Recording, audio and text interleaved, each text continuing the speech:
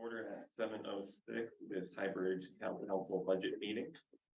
Just before we begin, I just want to take a brief moment of silence to recognize the passing of former Hartford Mayor Annie Sello, who was, in light of Women's History Month, she was the first woman mayor of Hartford and the first woman mayor of any capital city in the United States. So just one brief moment of silence to reflect on their loss.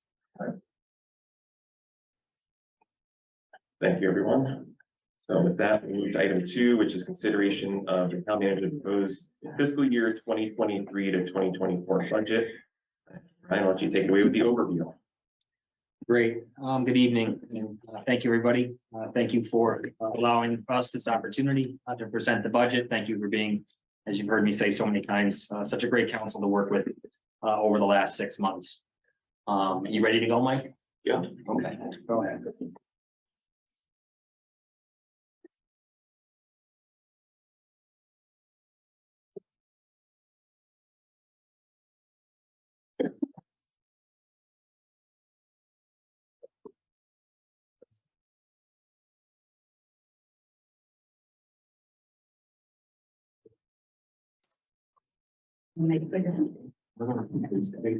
Bear with us for a second.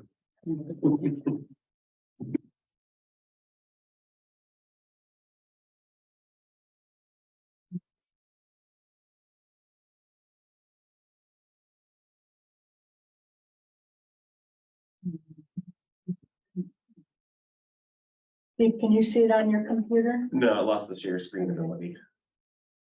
You want to go back into Zoom and Yep. Hold on. yeah, no worries.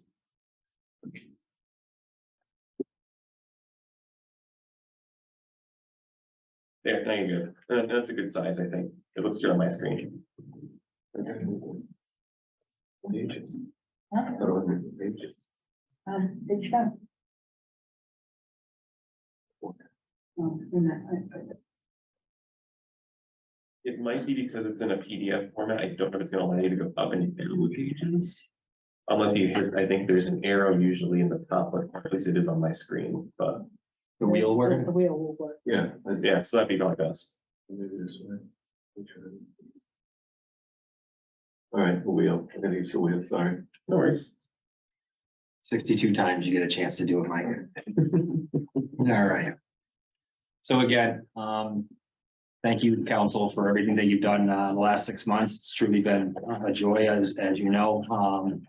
But this is the process. I'm sure it'll be a bumpy and painful process, but something that we are going to get through. I'm convinced with the same professionalism that we've gotten through this past 7 or 8 months together. As we all know, Tolland is a great town, and you know, evidenced by the things in this slide, but evidenced by all of us in this room. We've all chosen to live here and to volunteer our time for many reasons, and we're all convinced, I'm sure, that it's going to continue to be a great place for as long as we're here. So on to my budget summary. The proposed budget for fiscal year 23-24 is balanced for state law.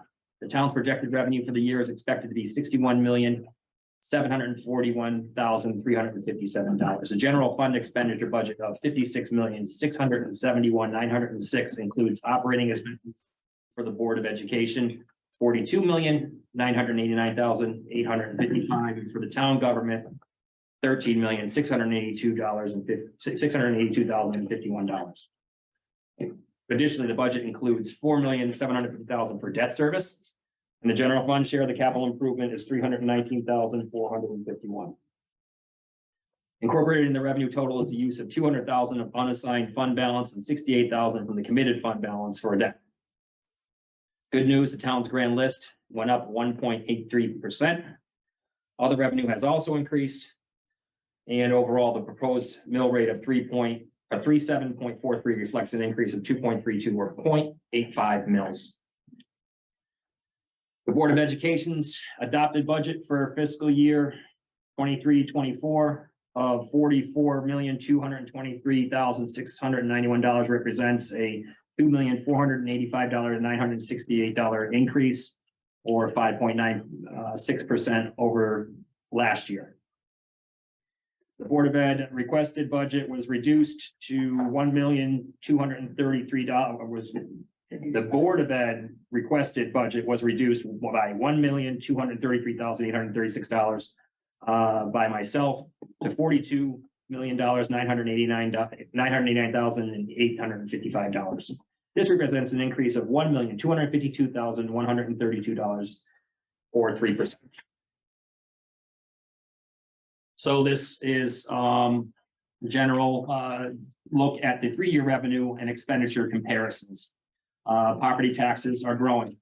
State and federal grants are growing. License and committee fees are growing. There has been a drop in current services.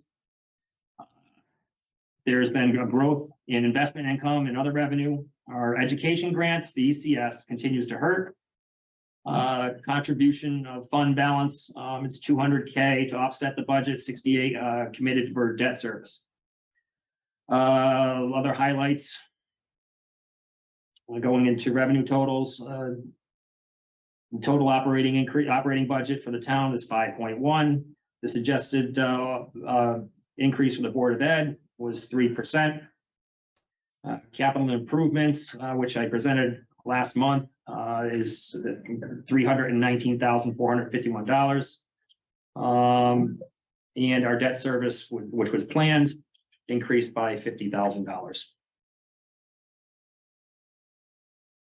Here's some historical proposed budget with revenues. As you can see, the state and federal grants is trending well, but we could probably use it to be better. Investment income was strong this year, and that has to do with interest rates and encumbrances. License permits and fees, again, trending well. Charges for current services, that did go down. And education grants, again, we could always use more there. Here's a history of proposed budgets and expenditures that have passed referendum in the town. The next is a look at our grand list growth, which is good. And the next is our mill rate increase historically over the last 7 years. And including what is proposed this year.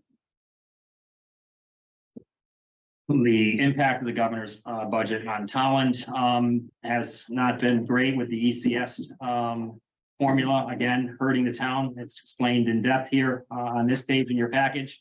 The uncertainty of the state revenues is subject to interim reductions. We just don't know that. We do the best we can to plan.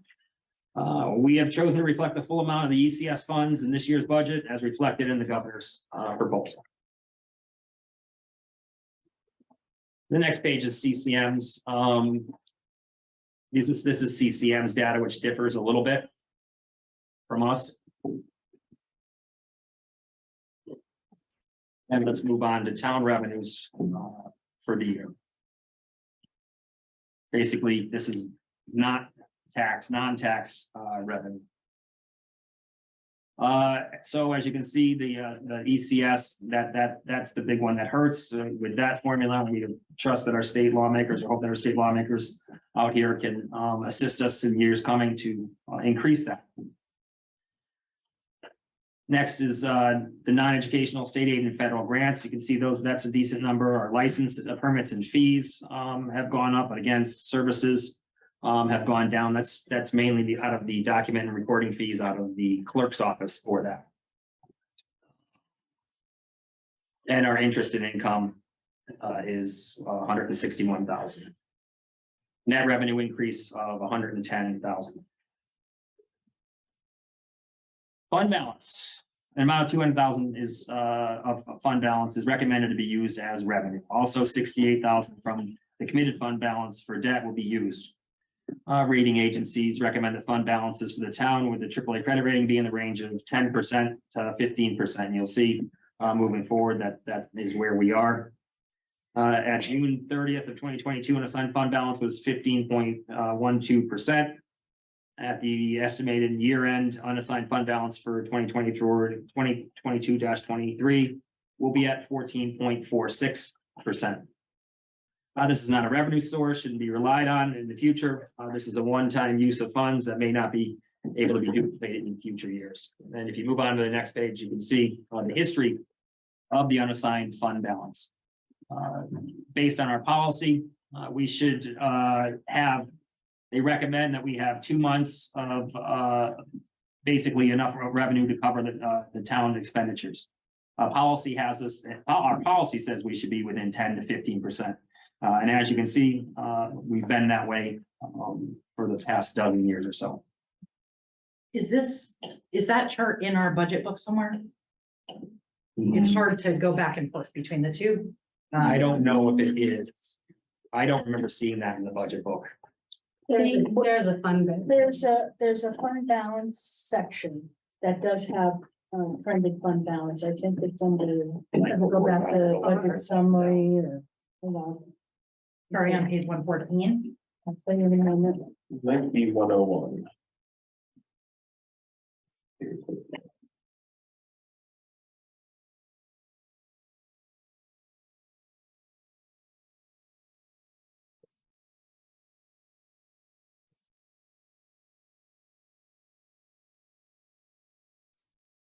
No, it's not page 101.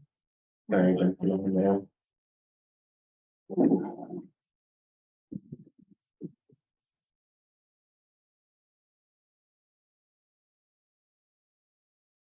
You go to page 115, 116, you will see some trended fund balance numbers on page 115 through 2024 estimated. And then on page 116, you'll see all of the operating results for the town. You'll see it on a budgetary basis as well as a GAAP, generally accepted accounting principle basis. So page 117 shows the percentages on the various, But only going back to 2013. yeah, 2014. yeah, there's only so many columns you can fit in the book. Okay. Landscape. I think I did attach the spreadsheet though in the online version. I think you could click on it and it might come up. I'm not sure if that one was one of them. Okay. Thank you. Mhm. Okay, moving on to trends and general revenue sources. In this chart, you can see that we are we've consistently relied heavier and heavier on our taxes as opposed to the state revenue and other sources.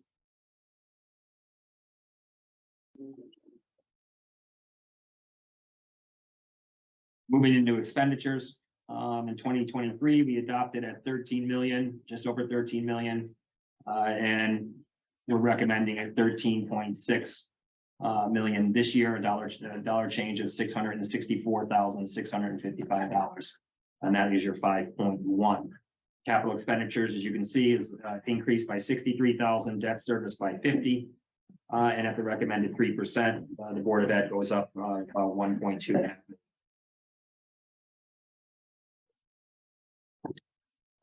Next is a graph on the town operational costs. And how that's been trending. Next page is the same thing with the Board of Ed operational costs. And then we move into some pie charts, which paint a pretty clear picture as to the size of the budgets, who has what, and then I think if you go on to the next one, go back on like that one there is really a detailed one, but we'll break that down even more on the town side. If you move on one more, Mike, that is, you look at the town has everything chopped out. So town expenditures, so you can see the town budget increased. Debt service increased by 1.06 or 50,000, mainly due to the impact of the Birch Grove Primary School. However, there'll be no impact on the mill rate due to the use of the committed fund balance that had been set aside for this in past years. So good planning for that. Capital improvements supported by the general fund increased by 63,571. So expenditure drivers, Mike Wilkinson is our waste management fella who handles all this stuff. Mike, you want to kind of explain why the big increase? As you'll see, it increased a lot. So in the past couple of years, as you know, we've been paying for the recycling disposal costs out of a capital account that we had set aside. That money has now been depleted. So we're gonna have to put into the operating budget the costs of the recycling disposal. Again, just to summarize, you know, the recycling market tanked 5 or 6 years ago to the point it's not even, wasn't even a market barely, so. So where we used to be getting paid a small amount per ton, now we're paying per ton, so. That's when you switched it to this capital account, which we had originally for carts, but our carts are lasting a lot longer than they ever thought they were gonna, so. So that's putting that money in there along with the cost of the one free bulky pickup. That cost is also going to the operating budget where it used to be charged to this capital account. So that's about 100,000 that's going in. So that's the main driver for the change. And just to kind of, just another caveat is next year is our last year of our contract, our current contract. So Casella, who owns Willimantic Waste, will be probably coming in and talking to Brian and I soon about where we're gonna be next year for their kind of proposal for a new contract. I know things aren't gonna look better. I know contracts for disposal of just refuse are in the hundreds per ton now, where we're paying in the high 70s. So that's kind of where we're going. It's just the trend of the market in Connecticut right now. So that kind of sums up waste right now. In terms of the contracts, is it just year to year, or are we in, do you foresee going into negotiations with them that they might be offering multi-year? Oh, no, they'll definitely come with a multi-year deal. That's what they want to do, want one too.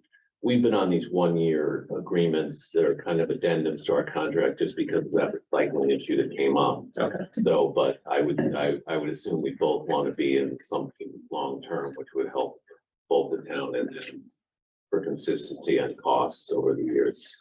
And before that, was it more like 3 to 5 year agreements with Romantic Waste before it was Casella? We've had a lot, or even more. I mean, I think we had a 5-year contract originally, and then we extended it out for another 5 years or so. So it's usually a good period of time, since it's a big contract. So you'd want to have some kind of understanding of what your costs are gonna be over a 5 to 10 year window. Okay. Councilman Chair? So is this the, thank you. Yeah. Thanks very much. Is this the, sorry, an efficiency mode. Is this the $80,000 increase that's in the waste management? Correct, the 80,000 is for the cost of the recycling that's going into the operating budget. Okay, and in the past, we were paying for that, out of that fund for the waste basket. Yeah, we had a capital account that had, when we started, there was several $100,000 in there, but it had been there for a long time, so we weren't gonna use it for carts, so we said, well, let's use it for this. And will this close that account out? It's empty now, yeah, we've had higher than expected costs per ton for recycling this year, so we've actually run out, so some of it's being charged the operating cost, so yeah, it's completely gone as of now. Okay, and this is just reflected for the next year, right? The next year's estimated cost for it. Is this based on what we were paying out of that fund, the $80,000, or is there? It's based on a $50 per ton amount, which it's a little, the contract, the 1-year addendum we're under right now is a floating rate. So it goes with the market. So whereas the beginning of the year, we were doing very well, where it was like $17 or $20, where we had budgeted like 35, but then the market tanked again, so we were up paying north of $70 or $80. So it kind of, the way the 1-year addendum reads is it fluctuates with the market on what, either when the market's good, we get either less cost or even get money back. When the market goes bad, we pay more. So this is. We used a middle ground of $50 per ton for recycling next year. So that's what the 80,000 is based on. It's that times whatever we're estimating for tonnage. And now part of our contract, will that lock us into a rate or is that gonna keep us afloat? That'll be one thing we'll have to discuss with the vendor, where we're gonna be. What the market is at that time, so that's all for discussion. And are we looking at any of the alternative forms that are happening right now? For instance, in Coventry, there's an anaerobic digester that needs, natural plant-based, and I know there's a company I want to say in. Oh God, I can't remember where now. We could throw a start if you're thinking of one that collects food waste. Nope, there's one that is actually collecting glass waste now and they're doing a new concrete product that's actually supposed to be helpful with the crumbling foundations and such, but they're looking for like glass recycling where I think they would actually be paying for it. Yeah. What, we haven't looked at that, but I know what we're looking at the state level is, and you may be following this. There are a lot of bills where they're trying to tie in, similar to mattresses, they're trying to tie in the actual producer of Yep. the good. Goods, which is mainly what's done a lot in Canada. And that will help our costs down the road. How we do that will be interesting because, I think in Canada, they have like multiple carts, so they have like a different pickup for something every day. So that's a lot different from what we do here. Sweet pumpkin pie, I can imagine the social media posts on that. Yeah, exactly. How do we, how do we get people to have a different card for each day to collect stuff? But that's how they do it in Canada. So that's something that I think is cost saver in the long run. Yeah. But those bills are kind of, there's one bill now that, there's a couple that are out. I don't know if they're gonna get passed, but there's a couple that are out for larger things like, cardboard, things like that, which are big time waste generators. So. All right, thank you. No problem. Are there any other questions? I know I think we're getting the final couple pages before we get into public works. Can I just ask an off Yeah, sure. thing? Yeah. So all know we got the requests. For Tammy and I have, what was a special meeting, but really not a special meeting because we have a regular meeting, right? But Tammy and I did talk and we think that it would be best if the council could talk about that maybe before Thursday's meeting or something. Normally we have a stuff like we talk about with that committee, but this is such a huge number and reflects in the budget. I think it would be, if the council's okay with it, or Brian and Lisa are okay with it, that we all get to hear what is actually being talked about and offer any ideas or solutions that we could come up with. So.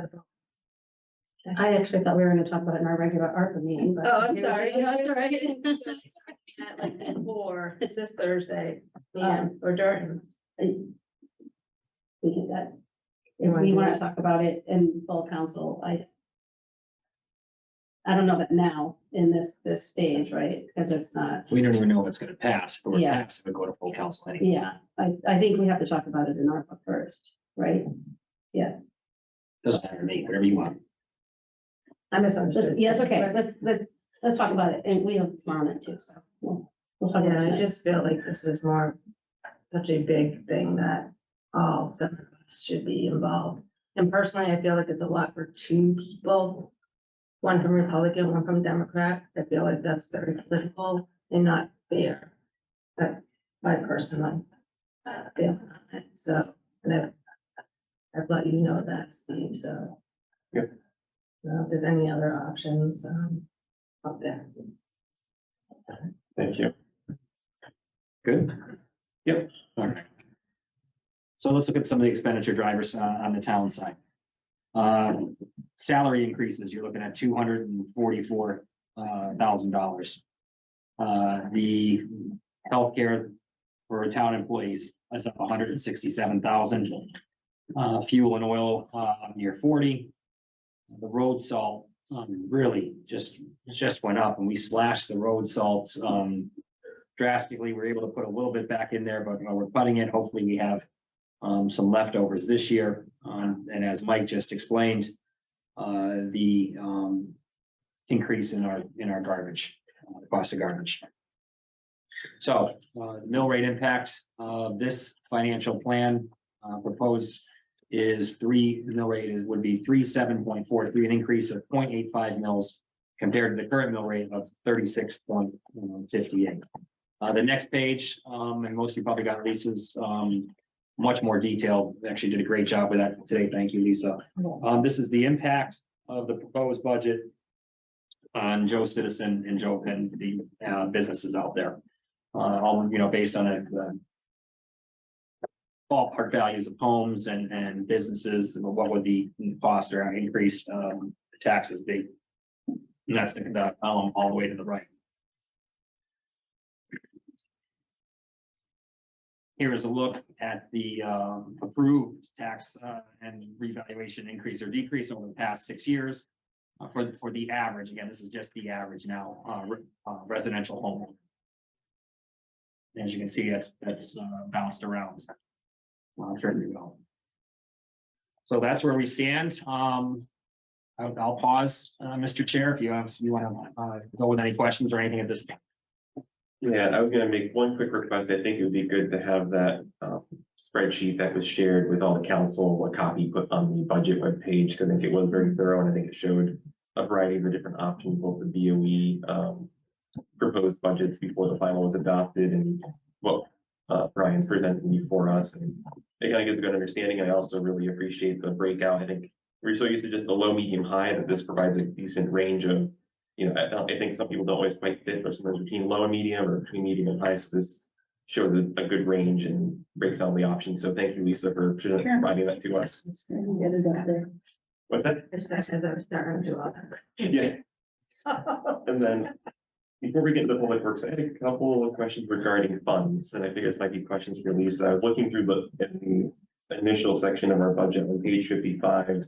There's just a description of all these funds, and I usually get comments about how we have like a million different funds that we can pull out to fund one thing or another thing. So I was curious if technically, so one was the education COVID relief fund, if that's gonna be phased out Yes, from the that's book in gone. future years. Okay. It's gone, but because it was in the reports this year and it's getting closed out at fiscal year end, it'll come off of here in future years. And then I was very curious about the Tolland Business Park Fund and what is the status of that in terms of its, if you happen to know, if not, it can be brought back at a later date. I know it seems to be it just seems like a very interesting account that exists, and what do we actually do with It's it? been around for years and were you involved in that one? That's the, there's a couple of different ones. The Tolland Business Park, I think it was from the sales of properties within there. house in the corner. Yeah. And to do further improvements. That's the Yeah. Tolland Business Park, right? Yeah, I To would do just be, improvements in that area, there's not a heck of a lot of money. yeah, I would just be in a lot of curious these what little it's been funds. used for in the past, because obviously one question we get a lot from residents is how are we bringing more businesses in the town? And obviously the business park, if that's the industrial zone, is probably the few major hotspots outside of Long Merrill Road that we have businesses in, so. And then the final one, though thankfully, the status of the high school field has been pushed out a couple of years.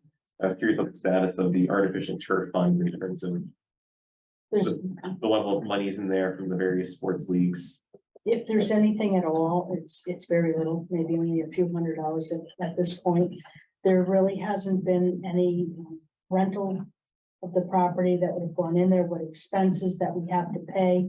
What very little rental money that we received goes to pay for the part-timers that we have to have available on site for the electricity and the field. Okay. And There's no money in there. I'll save the question for, I think, Bruce for later, but just keep it on his radar. As I know, during the pandemic, we significantly reduced some of the costs. And I wanted to verify if we reinstituted some of those rental fees for various sports leagues to use the artificial, high school field, or if we're still offering discounted rates to any groups. At this time, I'm not aware of any special arrangements made. However, I know a lot of, there have been some groups that have pulled out of the use of that turf. And Bruce can probably explain that better when it comes Yeah. up. So I would recommend you speak with him. Yeah, no, definitely. And then two more funds I'm gonna get into, and then I'll open up the other counselors. So this one might be more towards Bev is, I, just looking at the list of funds, the youth center reserve fund. I think that obviously this is when I was growing up, we actually had a youth center, but I'm curious what the purpose of that fund is and what it's currently being used for in terms of programming. That's the one we did today. There's not much in there either. Okay, It was a title from back in the day when we had a youth center. Yep. believe it or not. And then that is a fund that we use when we get additional grants or anything to do, like we got an amplified grant of $5,000 for, I think, beta. And so that's the vehicle that we use. The title probably hasn't been changed. okay. Yeah. And what would be the process for updating that, just to clarify for public records? I was asking, what's the process to update the titles of our funds for, so that they're more accurate? Great question. Yeah. Do you want more updates on it? or- No, they want to update the title to better fit what Yeah. it's used for rather than the youth center. Yeah. We can work on that and change it. Last one on the funds is the Stevenson Trust, if that is, what is the status of that fund in terms of, it jumped out to me as one that would be really great, but I don't hear too much about it. It's for high school scholarship. That was with the Board of Education. And I don't know if Walt could speak to that tonight or if he would need his business manager. I don't know. about it. Oh, page 56 for anyone who's looking at the budget booklet. What is that? Yeah, the Stevenson Trust is the fiduciary fund. And it's more like a. Salary, right.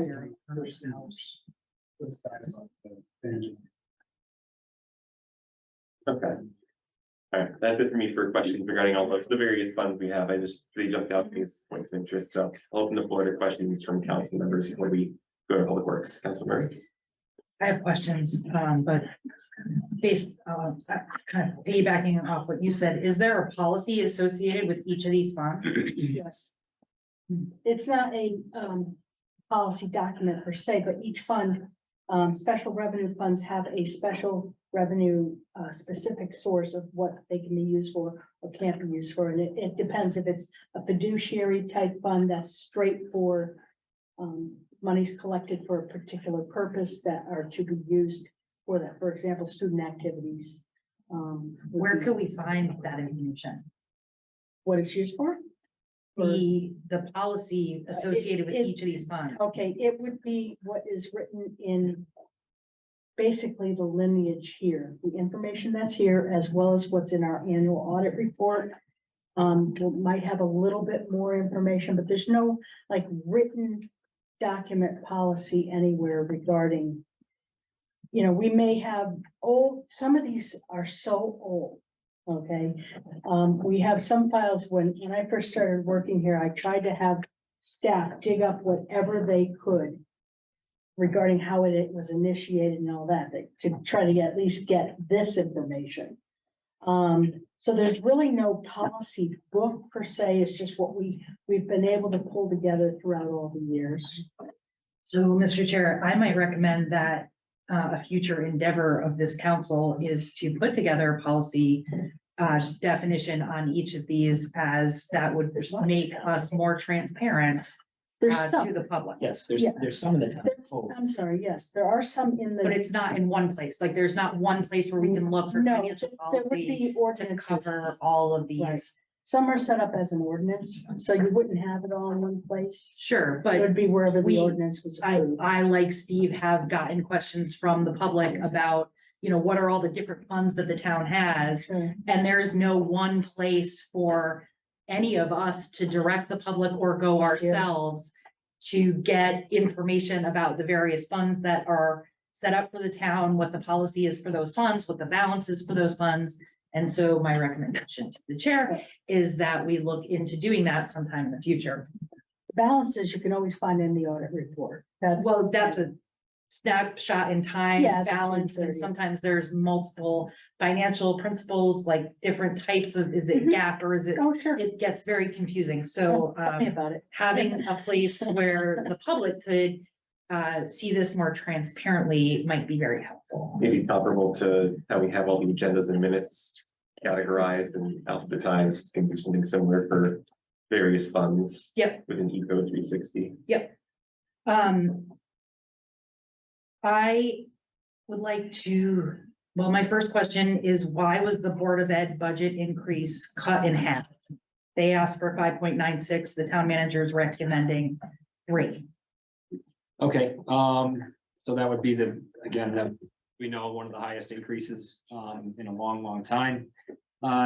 So it's not a short answer, so, Hold on. hold on. Right, like. Oh, I thought you- hold on. If I may, I mean, is this gonna be something that, because we have the Board of Ed budget being discussed Monday. This was part of the overview that we just went over. I just thought that it might be best if we waited for that and discussed it fully at that time rather than. That's. I think as long as we don't get too into the weeds of the Board of Ed's actual budget in terms of staff and other things, I think that could be saved, but I think as an overall highlight, I think it encapsulates the whole budget in terms of each portion, so, Thank you, Mr. Chairman. yeah, no problem. So answer? Yes, go ahead, Councilor, go ahead.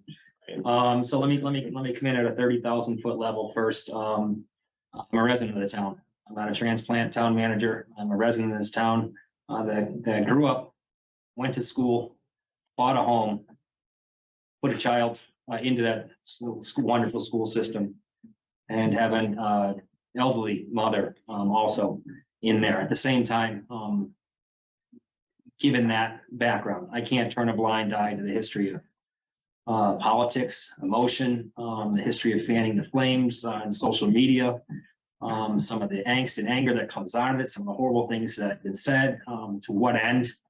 I was tasked with coming here and helping to depolarize, and together, I think all of us as a council have gone a long way. We've enjoyed collegial relationships. We've enjoyed compromise, consensus, sometimes reluctant consensus. I watched a lot of the Board of Ed meetings, not all, but a lot, and what I did hear was the Board of Ed it was not their job to worry about the finances. It was not their job to worry about the history of referendums. I saw a 5-4 split. I did not see consensus. 5-4 split, right down to party lines, is a punt. And it's a punt with the ball into my arms. Regardless of what I set it at, I hand that ball off to you, council, to decide. I looked at the history of referendums. I looked at the history of Board of Ed budget increases. With that, I thought I should recommend something even lower than 3%. However, considering everything that I knew that the Board of Ed was going through, that we as a town, state, and country are going through, I decided to push it up to 3%. I heard from different people, many different suggestions all over the board.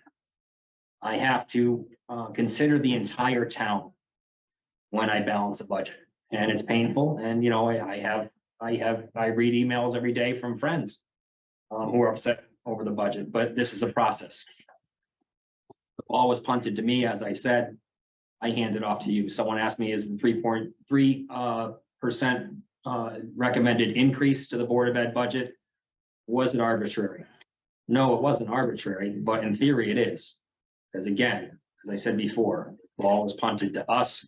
I hand it off to you. Imagine how hard it would be for me as a town manager to go against the Board of Education if they had a 9-0 vote on a budget or a 8-1 vote on a budget. I saw no compromise, no consensus. Again, they punted the ball to me. I came up with that best number to try to do the best I can to find something that I believe would pass referendum. But again, I put the ball in your hands, and it's your decision, and whatever this council's marching orders are, I'll gladly and honorably do to the best of my ability. Sorry for the long answer. No, I appreciate it.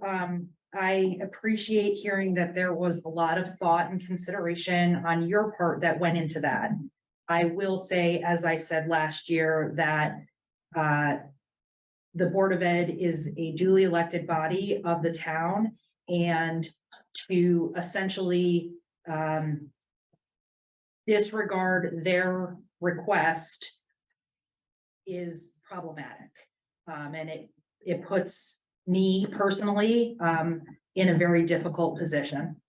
But I appreciate that you had all those reasons. I wrote down a lot of them, so thank you. Let's see, I had a couple other things. I would say, again, this was a comment that I made last year.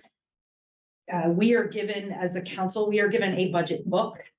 It has a lot of pages in it. And these presentations are not in the same order as the budget book. It is very difficult for me to follow back and forth, back and forth.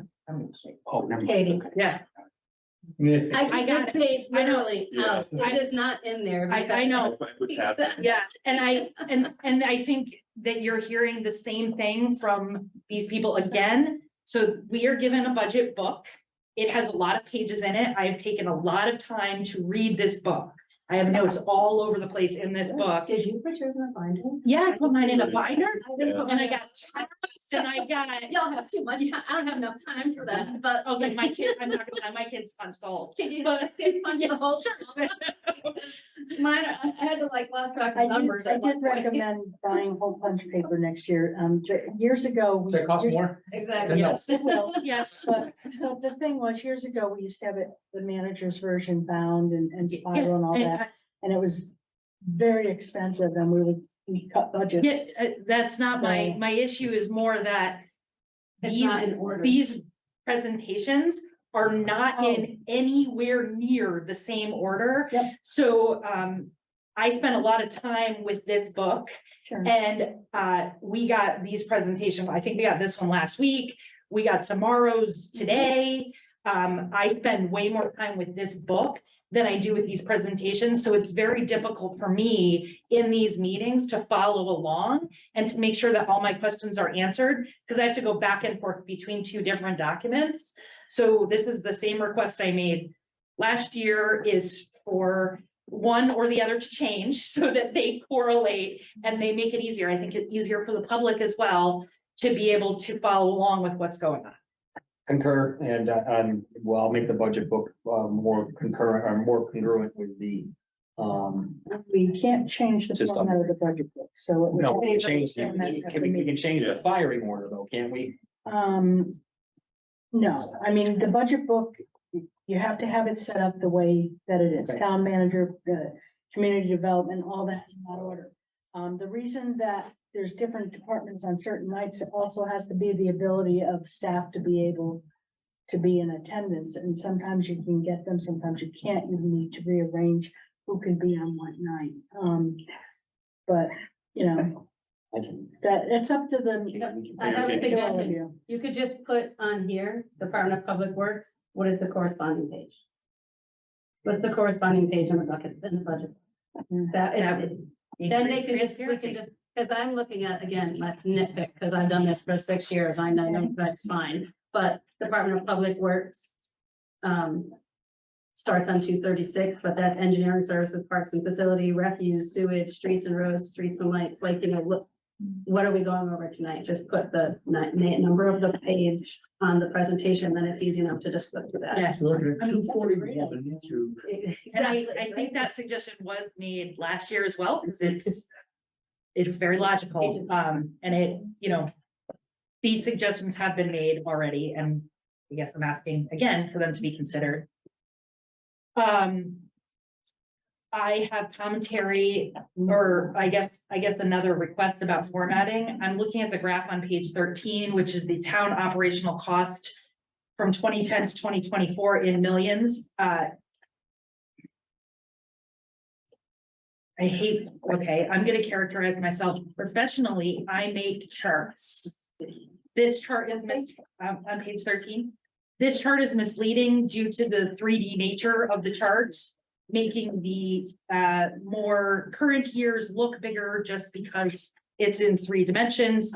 This doesn't need to be in 3 dimensions, and there are examples of charts that are misleading all throughout this book. So now I've told you. I have questions on page 82. So this is revenues by source overview. Yeah. And the first tab says, the first bullet point says the main source of revenue for the town is property taxes. We have a grand list increase of some big dollar amount, which represents 1.83.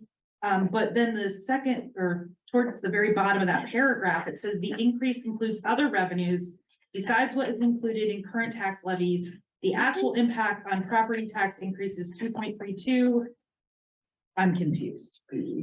What page are you on? I'm sorry. I'm on page 82.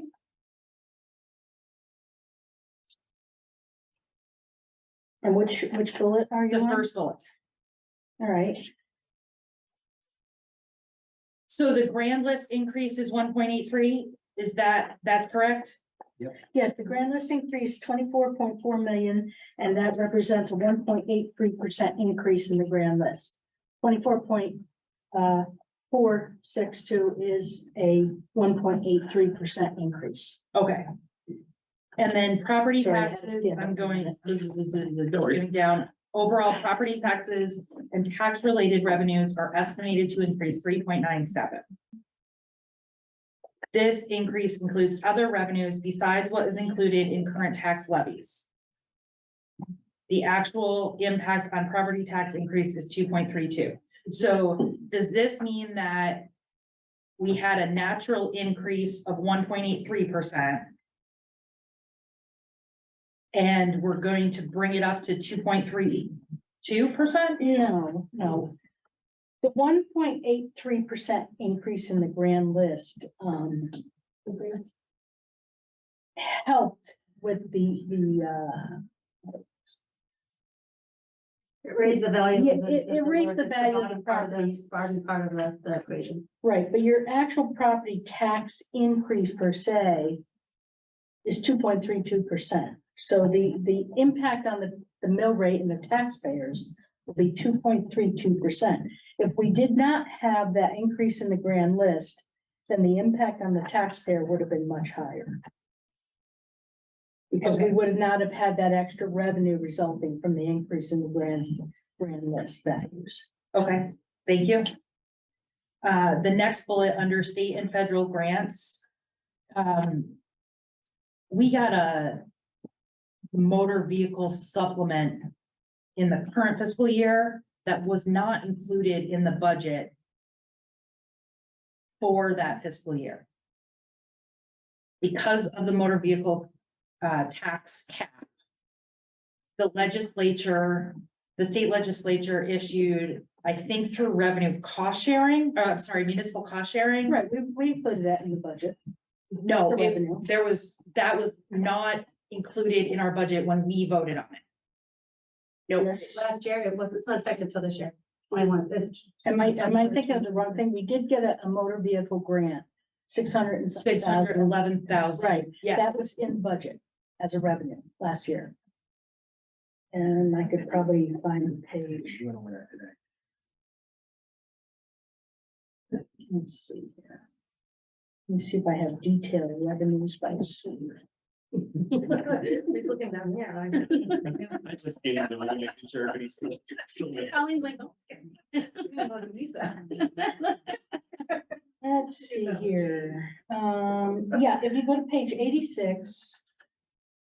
All right, you will see the 23 adopted budget had $697,854 for the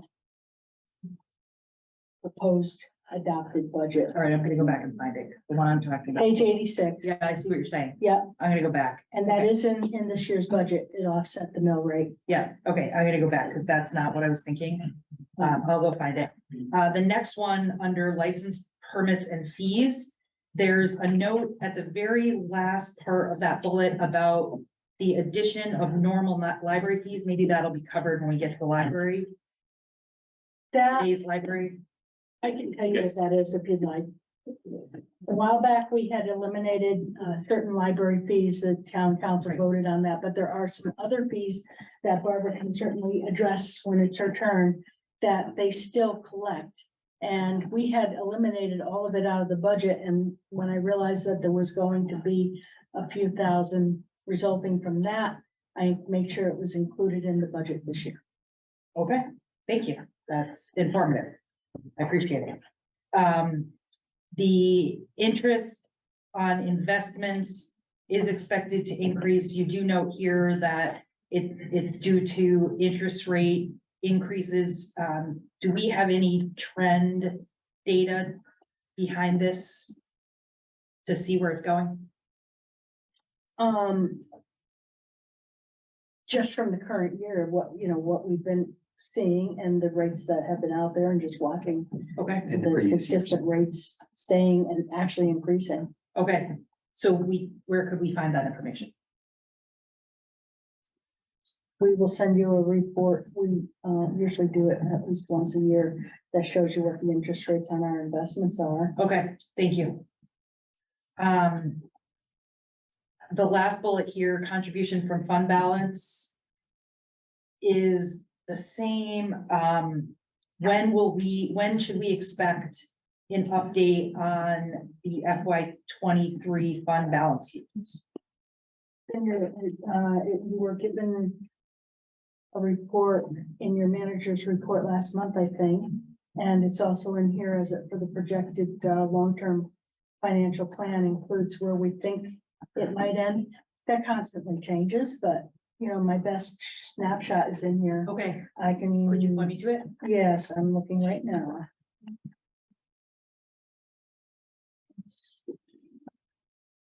Page 75.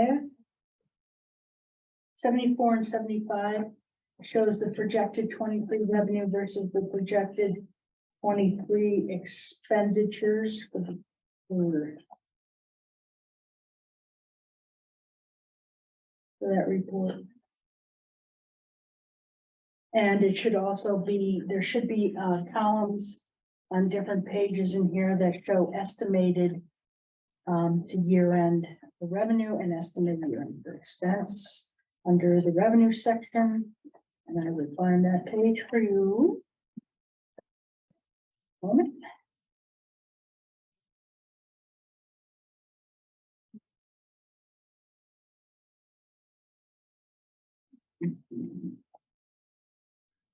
Okay, revenue summary on page 85.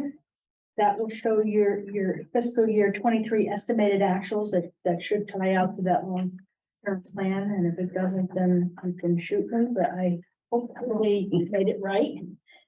Same thing with pages 83, 86, 87. That's all the revenue side of it. Right, it says on page 87, the contribution from fund balance is 268 from FY 23 adopted. That's the adopted budget. The estimated actual right now I'm showing as 0 because of how, what, the way accounting works is throughout the year, you'll have all your revenues and all your expenses. The net difference between the two is actually either what goes into fund balance or comes out. So for me to be able to show the long-term plan, which is on that other page that I just showed you, it should show that the revenue coming in and the expense going out and the net difference between the two. I could try to find that page as well. In here somewhere. I appreciate you taking the time to do this because I know that the issue of spending and fund balance is Yeah, sure. one that Well, can be contentious, and I would the like to fund balance understand it. section, that where we talk about fund balance, that also shows where we project fund balance to be at the end of the fiscal year as well. Okay, the forecast, that's what shows the forecast for revenue. There's another section that shows a fund balance. And there's so many sections required to go for the award that you have to put it in so many different places. But I don't have it right at my fingertips. There we go. Um, I'm sorry, it's taking a minute. Okay, pages.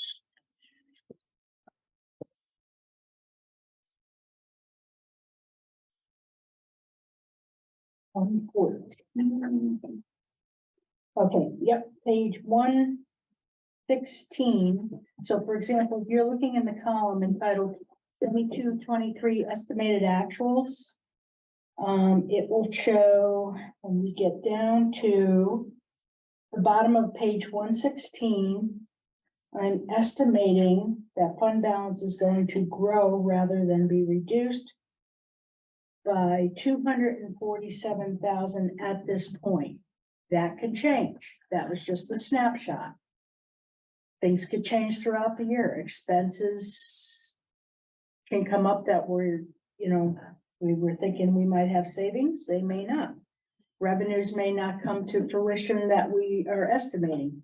That could change. These are all estimates at this point. My best guesstimate. So just to be clear, the fiscal year 22-23 budget that was passed by referendum included $268,000 to be used out of fund balance. Right. And right now, the reported change is not a negative, but a positive of $247,000. Right, and that, there's factors leading to that, which I put in my report that I share to the town council and the manager's report each quarter. Okay. Thank you. That's an important number to know. And I have a question on page 86. Under state and federal grants, this is revenues. We're still on revenues. The MRSA sales tax funds. The FY23 estimated actuals is like twice what we Where are you? budgeted. I'm on page 86. Under state and federal grants. The MRSA sales tax funds. I know that's what we call it. I don't know if that's quite the right title for it, but, there was a, in 23, and the state is changing around all the revenues this year in 24 as well. That we had the normal 322,977 that we get every year. Okay, but there's an additional grant in there, for a couple $100,000 that we had not, expected on getting. That's what I'm thinking of. The 612. We had not expected on getting. That is factored in my report to transfer it out at year end after we review everything pursuant to the municipal stabilization fund ordinance, that those funds will either, will go, I think it's 75% to the municipal stabilization fund and 25, I have to look at the percentage difference. I don't have the percentage off the top of my head, probably in the code book. All the excess funds will be transferred out to those two funds pursuant to the ordinance. They were unanticipated. That's what you might be thinking about, what was approved after the budget that was not included. But that's probably what you were thinking about. And that was one I think I did mention in my quarterly report that I put forth. Okay, thank you. On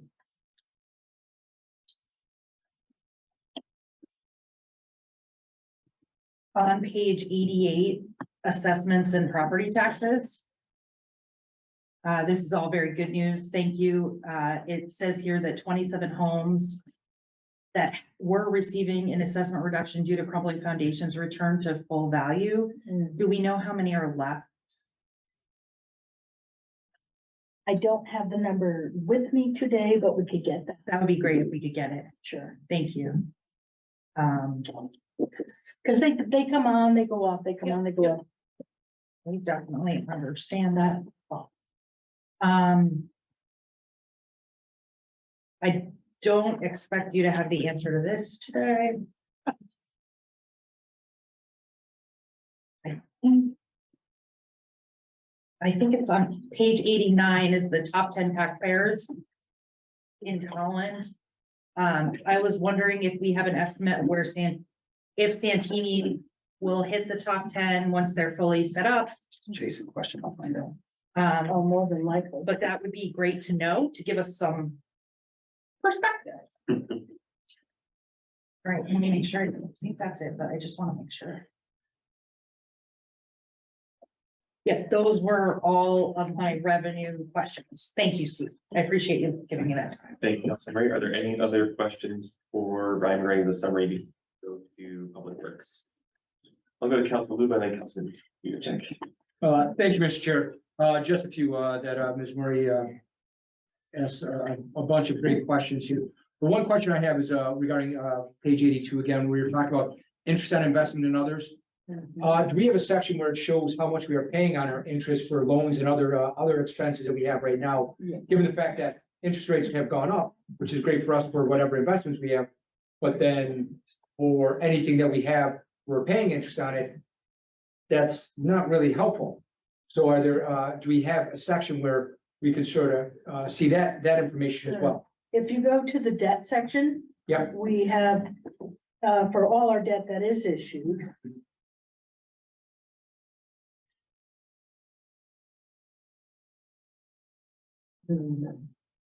Yeah, it starts on page. 331. So you could see all of our debt. Our, our principal and interest. Yeah. What is planned, what we're, where we think, the debt that currently exists, then and we have all the amortization scheduled there for what's already existed. Yeah. And then in our debt management plan, we also have where we think the interest rates might go. I just want to make sure I was looking at the right, in the right section because. Oh, yeah, those rates are going up. Because going through it all, I mean, I read through it and I just want to make sure because I don't want to be looking at someone saying, this is the answer and be like, no, it's not. So I just, That's all. I appreciate that. The one other question I have is that we were talking about the contribution from fund balance. And that the $200,000 we had in the fund balance, correct me if I'm wrong, but wasn't that something where we agreed back in the 2020-2021 budget to try in the effort to keep a flat mill rate that we started drawing up on the fund balance or there was contributions where we saw and it was projected that over a period of 6 years or so that we would be constantly drawing off this just to try and offset money by using that fund balance. What you'll do every year is you'll look at where you think you're gonna end the year. So for example, this year, if it comes to fruition, we're coming ahead rather than using what we planned on using. You'll look at the next year to determine, can we use some of that to help offset the budget? So it helps out. Sorry, Mike, I'm having allergies today. So, each year we'll look at that. A few years back, we had the major situation with the state budget and everything. And so we had to use a lot more fund balance at that point, but the goal is not to continue using that amount of fund balance. But I mean, and I'm looking at Steve, Tammy and John as well, where, I just remember us when we were talking about the budget and we backed in with Mr. Rosen, and then we had passed the budget and then we projected it out where there'd be a constant draw off because we Yeah. wanted an influx of money to offset some of the cuts that we were, or some of the flat budgets we were looking at. And so I think that someone went to offset some of the Board of Education expenses and other expenses. And then we projected out where we were gonna be constantly drawing money off that fund balance for a period of years. I mean, I'm looking to, my fellow council members to, if I'm completely off base, just say, Lou, you're completely wrong, but I You're think. correct. Yeah, There no, I was a plan Yep, to phase in Right. over a certain amount of years and also in using some of the municipal stabilization fund. right. Sorry. Yeah, I think I recall, the year we did the zero mill rate we kept it flat. I think it I was think closer to we- like 350 to 400 on fund I balance, think and then we we was close to gradually. 600,000. Yeah, and then we It like was- cut was it in up there. half the next year, Right. and Right. I think Exactly. 200,000 is always the baseline amount that was like placeholdered, but we wanted to level that off as the base Yeah. over the next 3 to 5 years, like you're saying, so we're kind of at that point where the Yeah. 200,000 is kind of the baseline of fund Yeah. balance use. And again, you have to look at where you think you're going to end the year and how you're headed and how your fund balance is heading. Yeah, Because we certainly don't want to get it to a point where it's so low that we can't respond to emergencies, we lose our bond rating, things like that. So you wanna be careful in how you use it.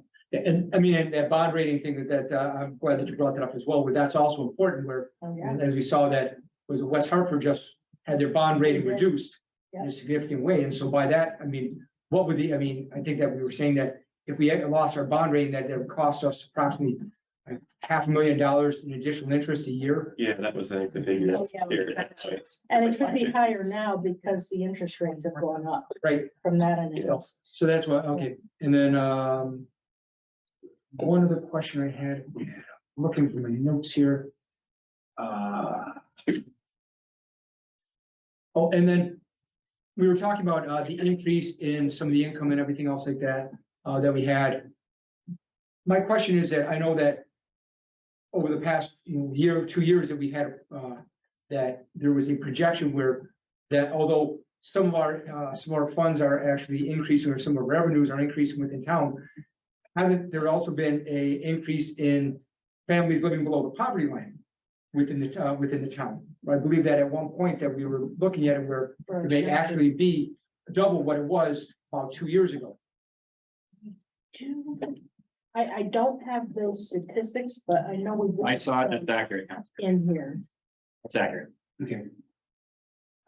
So while we have this increase in the revenues and other things going on, we also have an increase in the number of people that are basically fighting to make ends meet. Sure. Right, thank you. That's all the questions I have. Thank you very much. Thank Mr. you. Councilman Yudichak? Well, Katie and Lou, great questions, but mine's more are big comment, I guess I have a lot of comments. Although when I get to public works, I do have questions. I guess it's a question about Board of Ed. I know we're meeting Monday, but it is like you said, Katie, kind of general.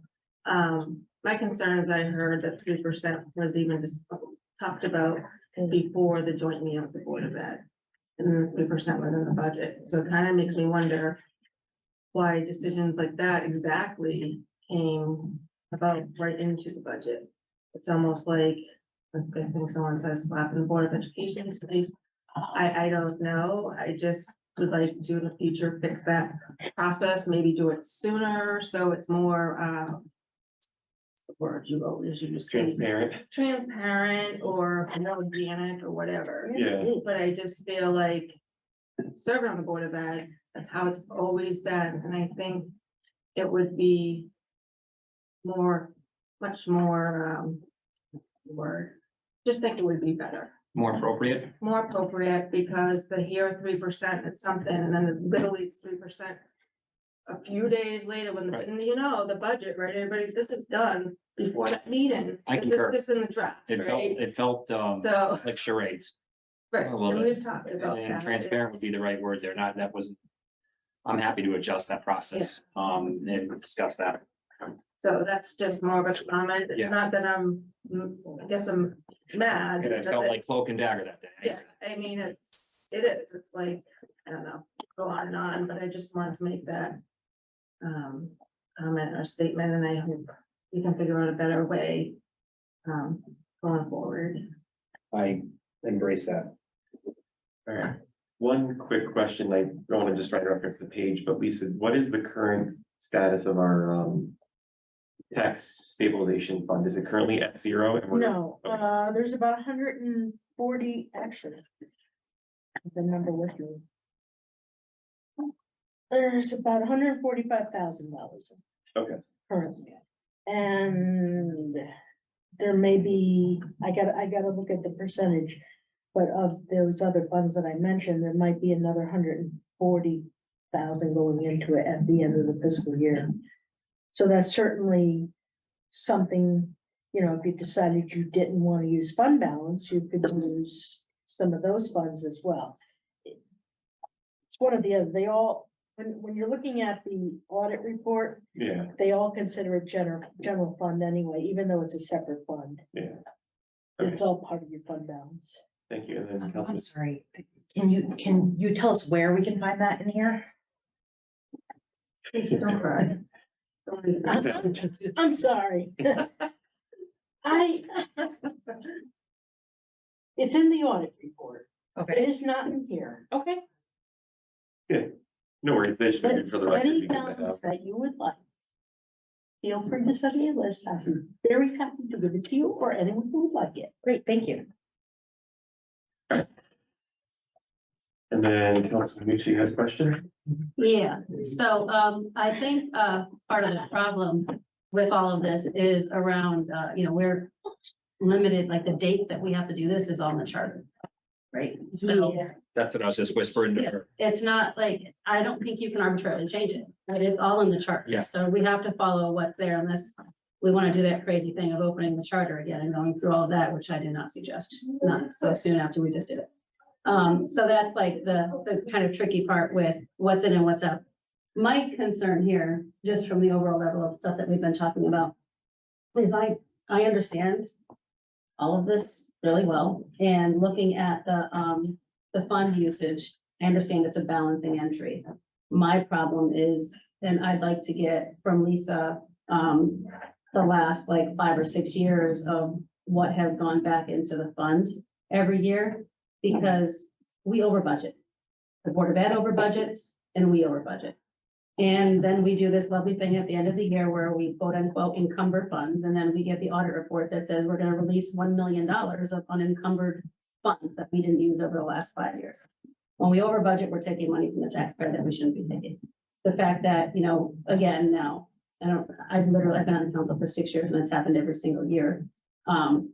We have a budget, we say we're gonna use a couple $100,000 of fund balance, and we end up putting a couple $100 in. That's a net change of $400,000 from what we expected to this, to what we actually have in expenses. So that's, $200,000 that we're taking from the taxpayers that we don't need to be taking. That's my concern with the fund usage is, at some point, I think we just say we make an adjusting entry at the bottom of it and say, total budget, here it is, taking off $200,000, so we're in line with what we think we're actually gonna see. One thing I push back on, be it here, be it at the state, be it anywhere, the one thing government does that the real world outside of government does not do is budget staff at 100%. If you can show me 1 year where the Board of Ed or this town hall has been at 100% staffing, I will give you a paycheck. Like it doesn't exist, it doesn't happen. And to budget at 100% is, what we in the accounting world like to call padding your budget. And, when the more employees you have, the more you pad, because you're saying we're gonna have these people all fully funded, and it never occurs. In the real world, we have to adjust that. We stagger our hires, we look at, you're never more than 95% at capacity unless you're like 3 people in a business. So I think that's part of our problem. When we look at our float and we look at our personnel services across the board, it comes down to what we're budgeting in for headcount and what it looks like at the end. As far as the Board of Ed budget, again, I've said this every year for the last 6 years, the Board of Ed's role is different than our role. We are 2 totally different elected bodies. It is different than our role wholeheartedly. We have to look at the impact of a budget to 15,000 people. Period. It ends there. We have to look at what does this budget, what can the town citizens afford to pay? The Board of Ed, as in their own words, does not worry about the financial impact of their budget to the town. Their own words in their own meeting. We have to worry about the financial impact to the town. We have to worry about the impact to the 4.9% of people that are living under the poverty rate now in the town of Tolland. We have to think about the senior citizens and the fixed income. We have to think about the total impact to the town. That is our elected role. we are not Board of Ed members. It is not our job to put forward a budget that we feel would be good because we think this is what one area needs. It is our job to be fiscally responsible to all of our residents and consider them across the board. So, there's, I think if you look at our statistics, under 19, which are not all in school, about 23 or 24% of the population, and seniors over 60 something are like 20%. They're comparable across the board. And then you have everybody else in the middle. Our role is not to just put forward what the Board of Ed asks for. Our role is to scrutinize, look at, and say, what can the residents of the town of Tolland afford? So I've said it every year that I've been here, and I'll say it every year, even when I'm not here. So, I'm concerned, I would like to understand the fund balance, what's gone back into the fund balance in the last, we're just gonna say the 6 years that I've been here, and see what the difference is between what we've asked and what we've actually returned to the fund. And then what we consider as whether or not we want to continue budgeting in a way that is going to continue to add money to that fund, or are we comfortable with where the fund is and we can start doing a bottom side adjustment? So, you don't have to be most honest to think that you were gonna ask that today, and I had the same conversation with Lisa earlier. While we're there, I would suggest taking a break before we jump into public works, to settle out here, but, there's room for conversation, in that for certain. Lisa and I certainly weren't on the same exact page for that, so my comment to you on that, and part of what you just said, there's room for conversation. Okey-dokey. I'm good, Mr. Chair. Councilman Nucci, on that, I'm writing a note about the 100% staffing level. I'm gonna save that question for Lisa, because I'm sure she'd appreciate a paycheck extra. No, I'm kidding. I'll put a paycheck on it. I will put a paycheck. But actually, that is an interesting question. I think just long term is how, I know we talk about succession planning, we talk about, maintaining good quality staff. I'd be curious how often we have 100% staffing level, if ever. Never, no, I would say never. There's always a month Yeah. between, let's say, we lost a few positions here this year. Seasonals and- One, I like to look, when someone leaves, I like to look at the need to refill that position. And if you look at this budget, I'm not asking for anything, and we're still down that DPW one. And the Director Lappin certainly asked for it. It's never 100%. And every smart manager is gonna understand that and use that to their advantage. But agree, how do you define what the percentage is? That's a volatile number. But for us, it's pretty, I'm gonna put it at high 90% and mid 90%. But for others, that might be. Are there any other questions before we jump over to Public Works? I do not, yes, Steve, Mr. Chair, I'm sorry. Yes, I just want to check on my staff, yes. before we jump to Public Works. I do not need staff, for Public Works beyond Mr. Lappin or anyone else for the rest of the way. Lisa's done a good job, if she needs to depart, I can certainly handle it, here on out. You guys hit her with the Lisa questions already, so. Okay. That's Yeah, a no, so- 5-minute break, how do we handle it with home? Just reset for. 5 Yeah, minutes. so I Make a just, motion to reset Can you for hit- 5 minutes. is there a second? I'll second. All right, Mute. Or how do you get? so we'll do a quick vote. So all those in favor of doing a 5-minute recess, we'll be back in session at 8:30 PM. I All right, that is unanimous. So I think we'll No. pause. Now you can mute and we'll pause the recording. Recording stopped. I'll pin us on mute if you would like. And if I can figure it out. 1 second, guys. Yeah.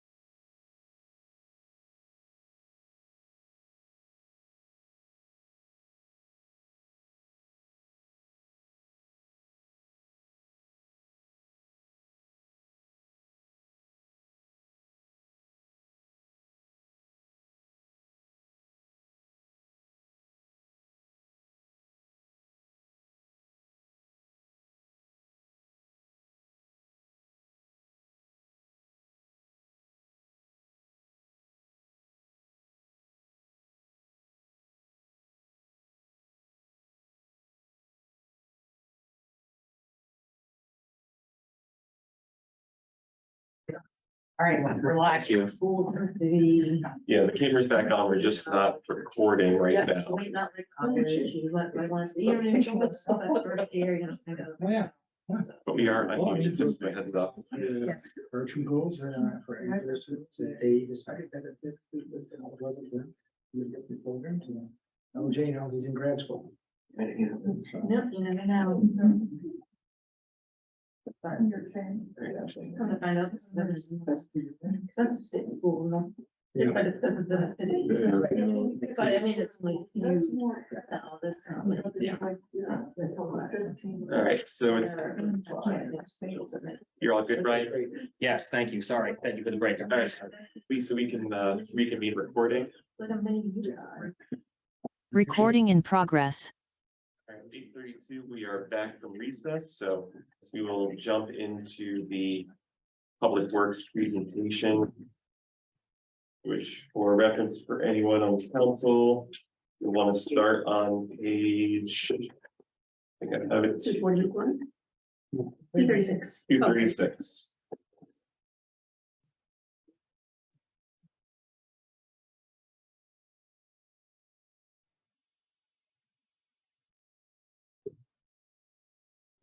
There actually. Okay, so as Mike had just ran by, you saw a flow chart of the chain of command at Public Works for the entire staff.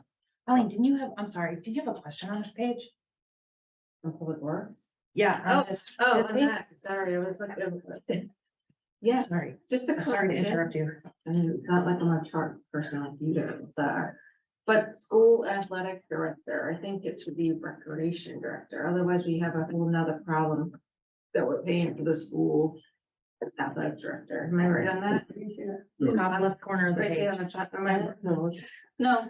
No, he sorry. contributes. He's not direct, he's not a direct, So he's actually called a school athletic director?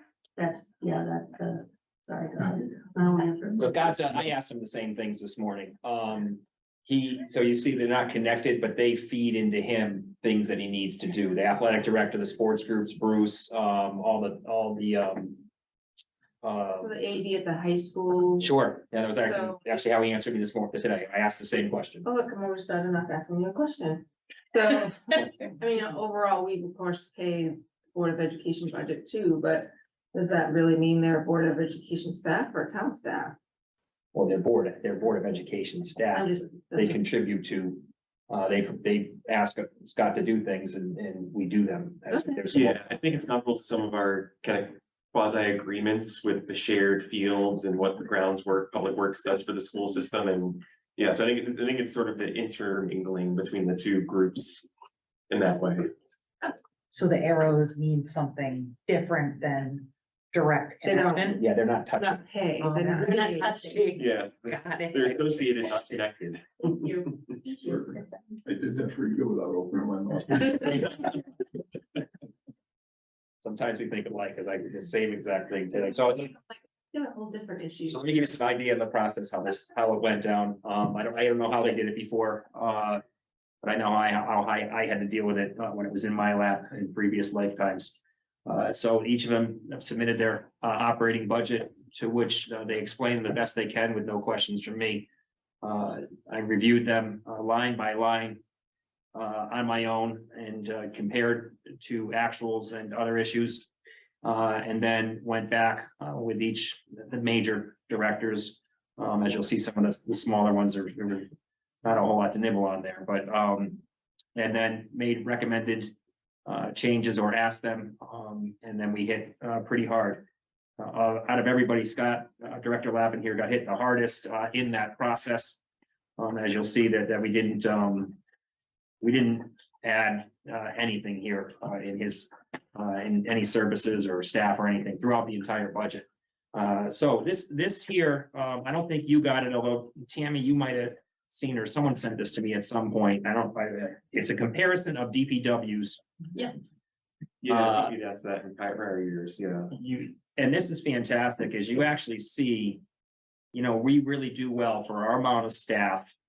And what we have here in regards to miles, in regards to number of fields, that they have to maintain. And so when you have a moment, certainly take a look at that. Where how much bigger we are, the athletic fields they maintain, that is a big one. The municipal buildings, twice as many as Ellington, just so what I believe, looking at this, at least compared to two towns, we're doing okay. Moving on, there's just a picture of the kind of the infrastructure we have here. 125 miles of road, 8 miles of dirt roads, for lack of a better term. There's your large and 55 large and 66 small pieces of equipment. As you know, again, not a transplant manager. I came here, or I live here, but when I walked in the door, I wanted to shine some lights around in some different corners, and this is one of them. And we have a consultant looking at that. They may tell us we need more. They may tell us we need less, but I don't like throwing darts blindly. I'd rather just have at least a starting point, as we did as we have with the fire department. 24 municipal buildings, 4 cemeteries. And again, going back to that previous thing, you'll see the towns don't even maintain some of the cemeteries. We have 135 acres of parks and fields. That's a lot. And then Scott provided some nice pictures of those areas. Okay, the pavement management, I'm sure everyone here is familiar. It's again, not done something that's done blindly. It used to be done every year, but it was expensive. It's done once every 5 years. Each road is given a rating, basically, and that rating determines when your road or residence road is going to be improved or repaved. We are up for in I believe next year, a 5 million referendum to keep on the same pace that we are to keep paying for this. The process, move on, is explained on how, basically they have a scientific way or a professional process for determining the condition of a roadway. One of the bigger costs in town here. If you move to the map of the town in color there, blue and green is good, orange and red is bad. So there's a lot of each. So we're moving along. It seems like the plan is working, but again, the million, we basically spend $1 million a year. So that's going to have to that's going to come up for referendum again. So let's look. I don't know about anybody else, but if you ever look at these maps and find your road, every time I look at Do you these agree? maps, and I'm always like, where's my road? And I'm like, oh yeah, that's pretty good. I do, I actually do. I think they're good. I'm looking at this, I see the roads. Yeah, I'm green. All right. I'm a state road, so I don't know. I just heard something. All right. All right, parks and facilities. We had the increase this year in parks and facilities is 39,000. This year we had an increase in the fuel accounts of 26 leases, or that is the up-to-date locked-in number for the fuel prices. Utility accounts increased by about $500, and the payroll increased by about $76,000. Oh, no, I'm sorry. The request was for the payroll to increase by $76,000 to add the employee, and that wouldn't be adding an employee, that'd be replacing one that was a position that was not filled a while ago. And so I know they asked last year to have it filled. It was not. Certainly Scott put up a heck of a fight Director Lapp put up a heck of a fight to have it filled this year. It's just not in the cards this year. There's too many other factors in play.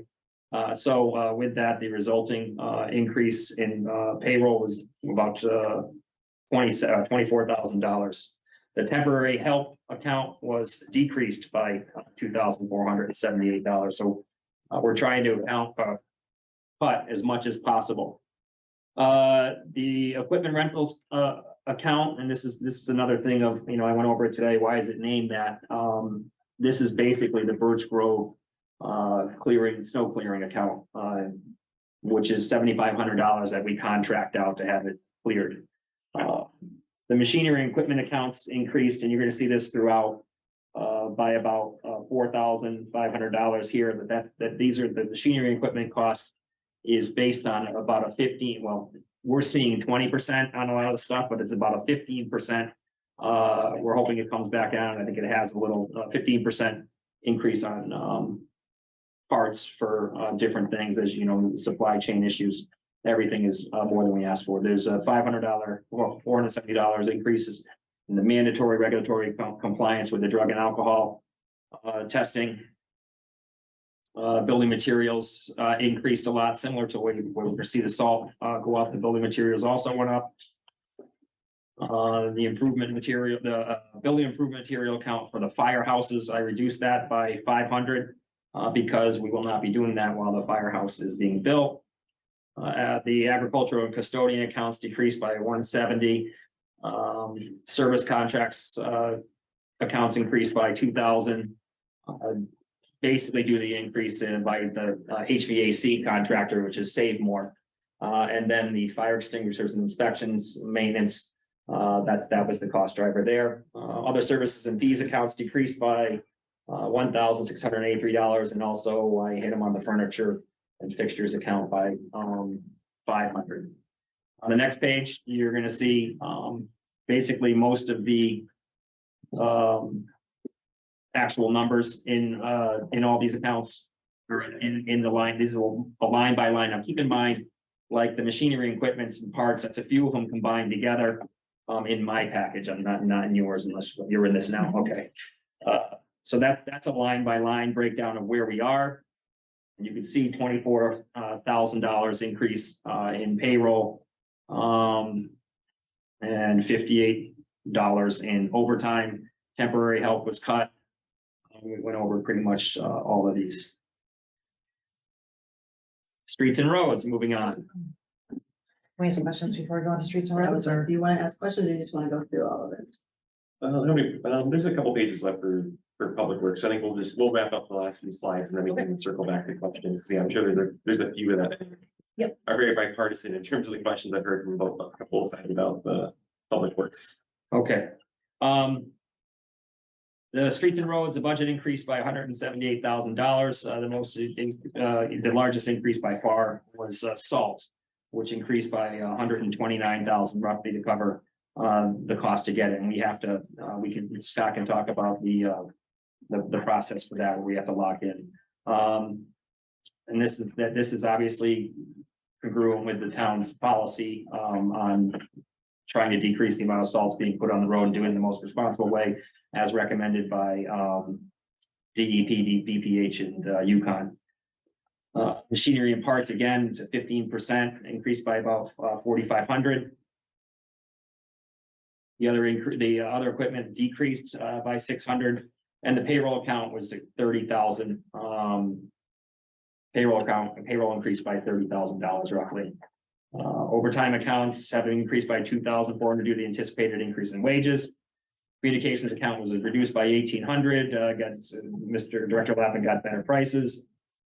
Other services account reduced by 10 grand, as we have our own street sweeping now. Although it'll have some costs attached to it. Streets and roads, fuel and oil account increased by 22,000. Again, that is the locked in price. And that is up to the date, the most recent. Professional services account increased by 3,900. Food and clothing was hit, but the drug and alcohol, again, to maintain compliance, costs went up for that. Then again, there's line by line again. And finally, street lights, big street lights out there, and also the traffic control lights out there, and you see some increases in that. Utilities, the cost to run the lights went up. And then equipment rental, that is the line painting, went up $5,400. Road materials and markers got hit based on actuals, down 2,000. And that's it for DPW. I'm happy to go around in there. Okay, so one quick question. I think I've heard from both sides, Scott, regarding the road salt increase, and we've had a very mild winter.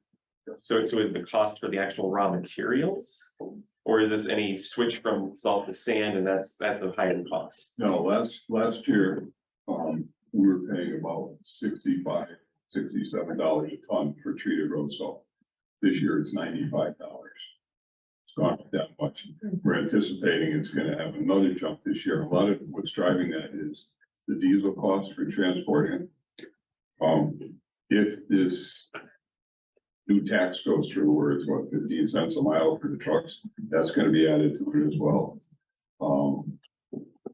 I had to try to guesstimate just based on what it went up last year, what we're anticipating this year. Luckily, with having a mild winter like we had this year, we should have a fair amount of salt left.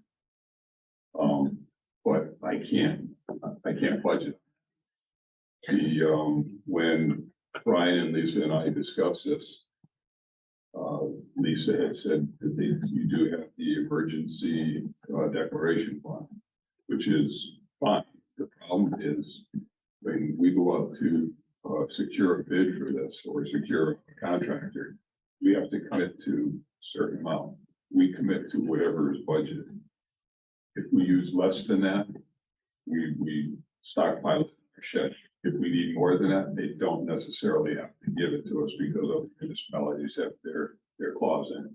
And if they do find it for us, we could be paying a lot more. So as comforting as it was to know there was money behind it, the availability, excuse me, might not be. And the second question, I think related to, I think when we had our capital discussions, Councilman Nuccio brought up, I think you were looking to procure, I think it was a grader rather than renting it out year to year, because it would hope ideally save us money in the long run. Is there any consideration or long-term, should we be looking at I think it was the increase in the painting of the roads? Is that similar equipment that, as the costs increase, it seems for rental, should we be considering whether or not, especially how many miles of road we have, of having that procured as a town owned piece of equipment, or is it better to rent out? If you haven't seen the piece of equipment they come in with, it's a huge truck with multiple tanks on it, capable of spreading glass beads in the lines themselves. It's not something that you find any municipality on. Okay. Unfortunately, we're held captive with that. Okay. Hostage, I should say. All right, those are my two questions for now, but I'll open the floor to other council questions. Councilor Nuccio and Councilor Nuccio. Thanks, Scott.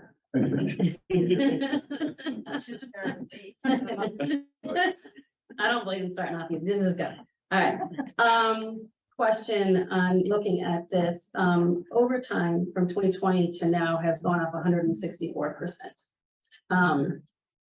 Exponentially, it looks like it goes up at least $10 million or close to $10 million. I mean, 10,000, holy moly, yeah. $10,000. Listen, I just went from a 50-something billion dollar budget to this budget. Okay, give me half a second to that. $10,000 a year. And that's concerning to me, especially because whether it's, the garage that we built and all this other stuff, there's always seems to be conversations about, if we do this, less, but I don't see less. Last year, we didn't have a lot of snow, but we had multiple ice events. And we're out there, sooner put the salt down. And an hour later, you're out there resalting the roads again because it's getting coated over. And depending on time frame, the stuff that's been on weekends this year. Fortunately, most of our stuff has been through the day, we're not spending a lot of overtime. That's one thing I have no control over. We try to do our coordinate our paving efforts so that they wrap up by 3:30 or 4 o'clock, 4:30 in the afternoon. We don't stay till 5:36, 7 o'clock at night.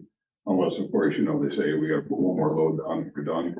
Then, of course, there's exceptions, but we don't come in mow fields on overtime. The only time we do any of that is for opening day.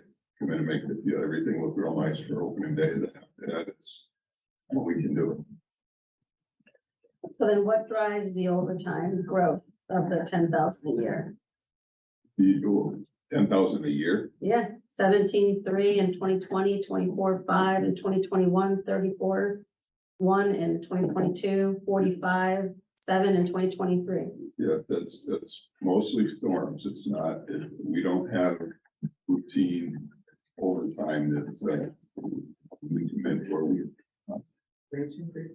Yeah, well, as the increase in wages go up, the overtime is at time and a half, double time, so it's, you know, that's, it adds to the cost, but It's incremental with the, yes. And then the temporary help reduction, is that's less, It's a seasonal helper. that's the seasonal help? Yep. Okay, and the equipment rental, you said the 7,500 was for Birch Grove? Yeah, Birch Grove, I mean, it's a beautiful school, but they more than double the sidewalks they have. I don't have somebody that I can dedicate to just doing that, so we hire a contractor, we let them use it's called a pusher, it goes on the front of their skid steer, much wider, they come in, they're typically in there for 4 or 5 hours. And we have a guy working with them, pushing the snow away with a plow, but they're clearing all the sidewalks quicker than, we would do it. So that number went down on a better contractor. I believe that accurate. The number went down because we had a better price. We found an inexpensive contractor, but it also falls into the, not the best name, the equipment rental, it should be, in my estimation, Birch Grove clearing, Or contracted service. or contracted services on those lines. That's where Lisa, That's strictly what you're looking at is Birch Grove. Yeah, it's just concerning, you know, it's like we're paying an outside consultant to do the sidewalks at our school. And it's $7,500, so that's just, you know. and that's not guaranteed to them. They figured that based on what we spent last year. And last year, obviously, we've only used this contract we have this year three different times, so. It won't be anywhere near that, but it was either get the replacement position, fill the position that's open, or we have to, subsidize by using somebody else. Okay, the building improvement materials, I may not have written down, what was that, $2,600 there? Yes, that's based on last year, you could buy a sheet of plywood for X amount, now it's up, All right, so it's just like cost of goods stuff. That's all. Okay, now, I'm gonna push you on this, I push you on this every year, the contingency. Yeah. 11,400 in 2020, 19,800, so 20,000 in 2021. And it's 30,000 now. Do we have any idea what we're at currently, and why do we have a? Currently, we, out of that account this year, we spent a little over $8,000. What happened was out here on the green, we found that, one of the electrical service boxes was on the ground, it was metal. It destroyed the line all fused together, we had to replace that entire line. We had rock crew come in, and that was $8,000, just like that. We currently we were notified by the jail museum that their boiler, it could be on its way out after this year. That's another $10,000-12,000, and I don't budget, the current manager and previous managers been pretty tight as far as, setting money aside, increasing accounts, so we have to cover it somewhere, because I don't want to go back to the council and say they need $6,000. I'll be honest with you, I'd rather you come back to the council. Because then we're not taking it, but so even if I add that, we're still only around like 18,000. And we budgeted 30. So this is an area I think we can definitely, I start this lovely little sheet that I keep of taking off $500 here and a couple $100 there, and I usually wind up with a couple $100,000 worth of reductions, but I think that's one that 30 is just, we keep it around the 20,000 mark. That's a $10,000 savings. And then, Mike, can I ask a question? sure, Let's say I've expended $20,000 and it's February. Yeah. And we lose a boiler. Yeah. This emergency fund, we won't have to wait to go out to like a public hearing or anything. I can get funds to fix it because John gets a little cranky if he gets cold. well, it wouldn't be a public hearing. And the amount of money that we tend to float back to the general fund every year for the last 6 years is around $200,000. So I'm saying it's within appropriations. And if it isn't, then it's just a special meeting with the council to say, we have a $20,000 expenditure. And at that point, for an emergency status, I think you would buy it and we would then approve it. But that's. Like we do with the board of ed and the school, Um, all with the boiler. Right. We use that as kind of balance, but. See, there's, yeah, there's a lot of funds that, Yeah. yeah, That's more than emergency. there's a lot of funds that are available. The fuel question, I have a question on that. Are we locked in to a rate for that, for the fuel? So what's the rate that we get locked in at? Like, do you remember, I can look at it. Which one? For Fuel, diesel, yeah. for diesel, I think it was, March. yeah, I get it. Well, diesel's a fiscal year, it was a good price, I wanna say it was Yeah, it was down. 263 for. In the middle. too, It's, so, 3 1/4 for gas. yeah, Well, it's just marked on here. It's just marked as fuel and oil, so. What That's was it for combined. gas? Gas was what, 3 1/4. 3 1/4? So, That's what he said. Gas got locked in at 3 1/4. Too much. it's too much. Well, so gas is on a calendar year, so there's a half a year, the fiscal year, we don't know what we're paying.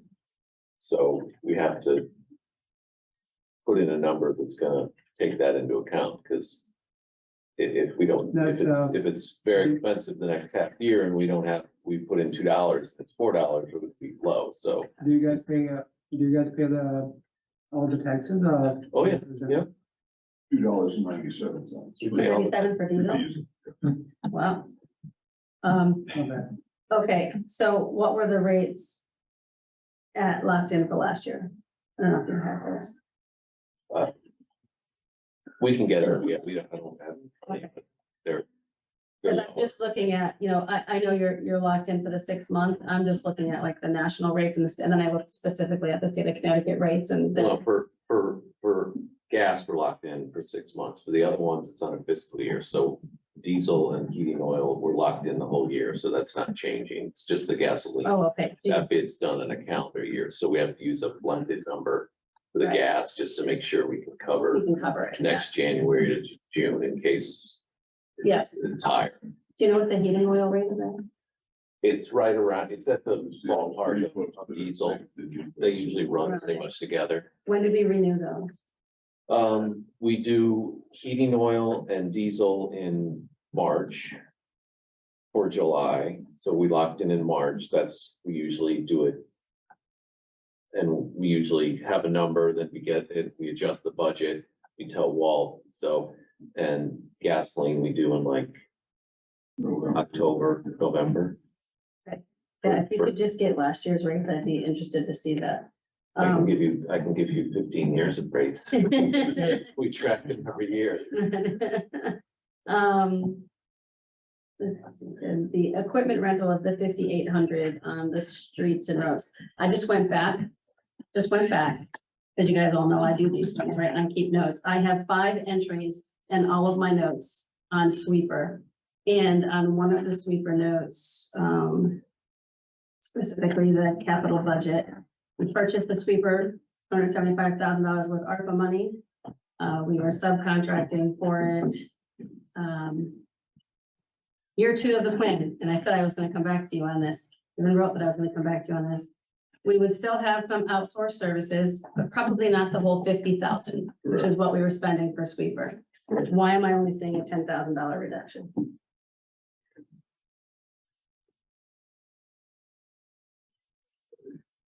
Well, what happens is all of the material that we collect from sweeping and from cleaning catch basins, Mhm. we had it tested. And then it gets sent out, it has to be disposed of, whether they burn it. But there's significant costs associated with that. Doesn't it get covered from the NIPS? Well, NIPS is supposed to cover, it's supposed to be used for anything, for legislatively, for anything that's like, recycling kind of stuff. That's what it's supposed to be used for, so I don't know if that would count for catch basins and stuff like that. I thought that's what we talked about, using that money for. Yeah, I think there was a council meeting where we authorized Said- funds to help support that Help account. support that. Yeah. Well, I guess what I'm looking for here is right here, other services and equipment. I mean, other services and fees. went down $10,000. And I even wrote, I said, I will come back in 2 years to validate this $50,000 is out of the budget. And it's not. What page are you on? I'm looking at, the street road is on 255. I'm looking at another negative $10,000 for other services and fees. Then I'm looking back at my notes here, Colleen, I did a search for sweeper. You've said that 4 times. Yes, five entries here every time we've talked about the sweeper, so. And I think on the slides, it's 46 of 82. I think as you're talking about the $10,000 decrease, just for anyone that's Yeah. at home utilizing the presentation. What do you have the line item at now, Tammy? Says other services, then it says 65,000 is the proposed budget, and it was 75,000. 2022, and it was 83.5 in 2023. Okay, that encompasses tree cutting, the 30,000 that we have for tree cutting outside of the tar money we get, the 70,000. Yep, It also encompasses $4,700 for our yearly truck inspection, tree truck inspections. There's $300 in there for bottled drinking water for other groups. And it's $30,000 for testing, hauling, and disposal of catch basin debris and street sweeping. So it went down from the 50 to 30. But we still have to budget something to dispose of the material. so 30,000 for the testing of the basins and the, You know, sweeping and catch basin debris. is that something that we're required to do? That testing? Well, before anybody will accept it, they want to know what's in it. Okay, so we were not incurring that expense when we had a consultant? What we do, we were bringing it right to, environmental services in South Windsor. We were paying a lot more money, bring it, we just bring a load, dump it, and they would have it tested and then dispose of it. Now we have our environmental engineer do the test on it, provide the test to who's ever gonna receive it, and then he gets the price for it. But we were paying for testing prior to getting the sweeper. We were paying a consultant to do the sweeping. The Yes, 50,000, yes, we brought in an outside contractor to do the street sweep. okay, that was the 50,000. And then we, But like, that was split, remember, because it was catch basin cleaning and sweeping, so it wasn't 50,000 for just sweeping.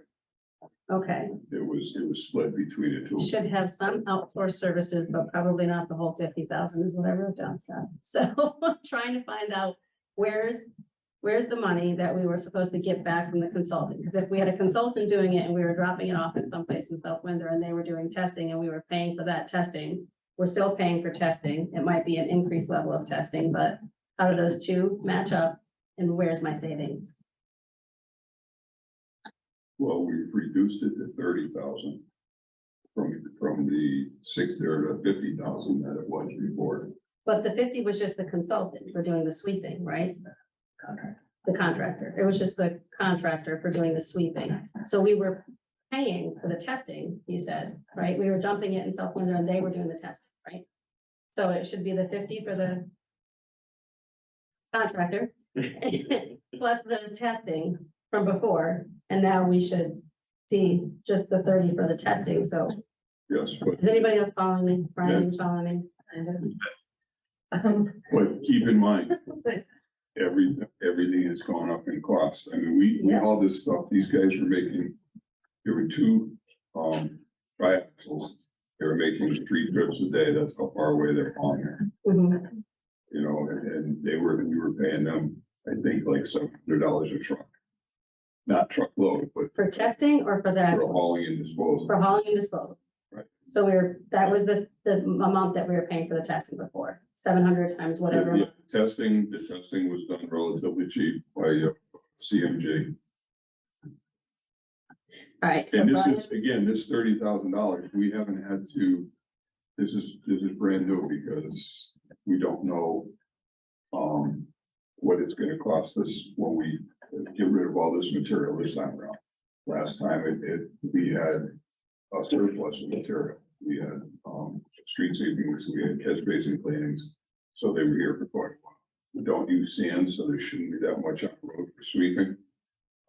Catch basins, yeah, we have, we cleaned a lot of, I think we cleaned 500 last year. We have 3,000 catch basins.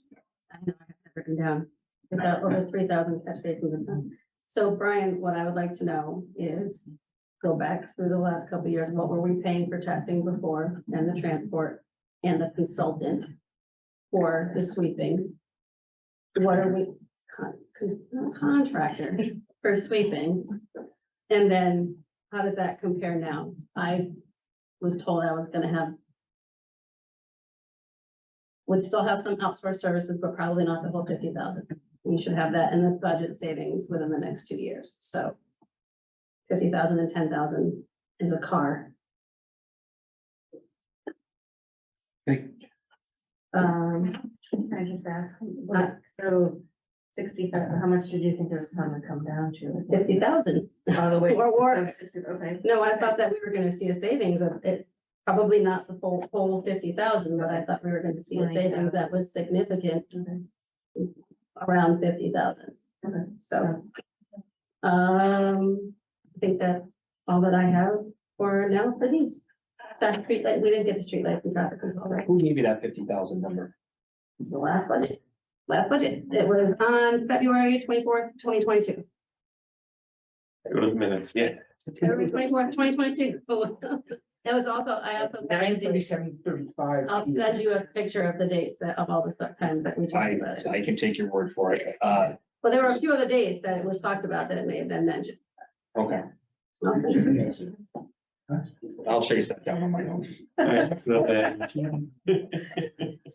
All right, I think I'm good for now. All Thank you. right, Councilman, you can check, I think Councilman Murray has. Yeah, so- I don't think there's any questions left to ask, so. I'm sorry, I might have missed them while I stepped out. But. You might have covered it, Brian or Amy or whoever, but. Last year it says we went over budget. We discussed that, like on this chart on page 248, it's in red. Yeah. Did we cover, I'm sorry if I missed it, but What do you mean we went over budget? Do you know exactly where? yeah, page 248, it's got a little red line. Yeah, not from line items, but just the trend chart for, but I'm guessing, That's refuse and recycling. yeah, it's refuse and recycling, I'm guessing That- that is. That's. Do you know anything about that? For the tonnage Is for, that the Yeah. 26,000? Well, again, if we went over, we generally go over because, you know, we have to estimate our tonnage and if we have more, then, All right. you know, so. We're definitely over the, you'll see that red line again this year. I think it was for. So they had an explanation for that. And that was more people working from home, less people going into, for work. And so the tonnages were going up since COVID. All right, I feel like there was another one that was actually, another, that's right, we talked a lot about that, and then subcommittee about potentially helping with that, but we chose not to. Yes, we put that at the bottom of the list, Yeah, which is fine. no, you're on the list, though, That's correct. still Yeah. on the list, right, we still on our list. So yes, we are on the list. We didn't cover streets and roads, right, I think that's the other one that I saw, there was an over budget, I don't know how much, that was on page 253. And I guess when we get closer to that, just more of an explanation. And then, let's see.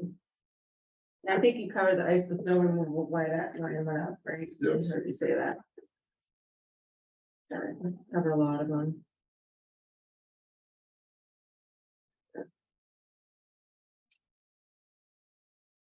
I actually think that's all I have. I'll come back. 'Cause I think that it offered a second time. But I think that's all. Go back through because I think Katie has questions. You go ahead. That means Katie. you go ahead. all right, we'll do Councilman Murray and then possibly Councilor Luba after. I don't Maybe, want- I'm go ahead. sorry, I don't want to take all your questions. I'm Tammy, happy. if you do. I did put, my notes say on streets and roads, savings for street sweeper, question mark. So I'm glad that you went before me because I didn't have the exact dollar amount, but thank you. Or the exact dates in which it was. Yeah, I didn't have that.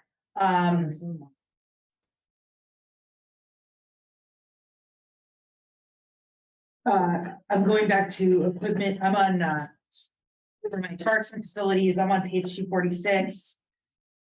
Equipment rental, so the $7,500 in proposed for fiscal year 24 is for additional cleaning in Birch Grove, and just as a commentary on the increase of hardscaping. A lot of that was required by updated code. And we didn't have much of a choice on putting a lot of those sidewalks in, so I just wanted to add that. But that school's been operational, for a while now. How come those costs weren't reflected in last year's budget? Last year I took it out of contingency. Oh, okay, thank you. Thanks for reminding us. And then on the performance data, the large equipment maintained went up by one piece of equipment. Is that the street sweeper? Is that in, Yeah, it's in here under, I'm on page 247. This is parks and facilities. There's performance data with like buildings maintained, right. cemeteries, large equipment maintained goes up by one. That's the street sweeper. Okay. And then for parks and facilities, this is a 2.59 increase from prior year as recommended by the town manager. Does this budget provide sufficient funding to meet the program objectives for fiscal year 23-24? hopefully? That doesn't not sound convincing. Thank you, Scott. That's why there's contingency, right? Exactly. He asked me, what should I answer that to today? Be honest. Be honest. Yeah, I'm on streets and roads. I know that, in the narrative and the budget change commentary, it says that the town will still cost the environmental testing and disposal for collected debris. My recollection was that we were using that NIPS money to cover this, so I'm a little bit unsure. And I'm wondering if that could be kind of flagged to go back and check for us, Brian. Okay. We get a good amount of that. What? We get a good amount of that. Yeah. Sell a lot of nips in town. Yeah. Do we cover why the equipment rental went up $7,000. $5,800? That Birch Groves again or no? Line painting? Streets and roads. I think that was the line thing. Line painting. Yeah, that was the question. I asked about the rental reason. That's not under streetlights and traffic control. Okay, so that's line painting. So again, I'm on streets and roads. The increase is the town manager's proposed increase is 9.28% over the prior year. Does that budget provide adequate funding to meet the program objectives for streets and roads? Say maybe, but with the exception of the salt is the variable here, depending on what that comes in at for cost and availability. Yes, I think we're in good shape. Okay. Well, that seems like beyond anyone's control, so thank you for giving it straight to us. And then streetlights and traffic control. There's equipment rental increase of $5,400 here. This is not for line painting. Where are you? I'm on page 260. I think we finished the public works presentation, so yeah. I think. Exactly.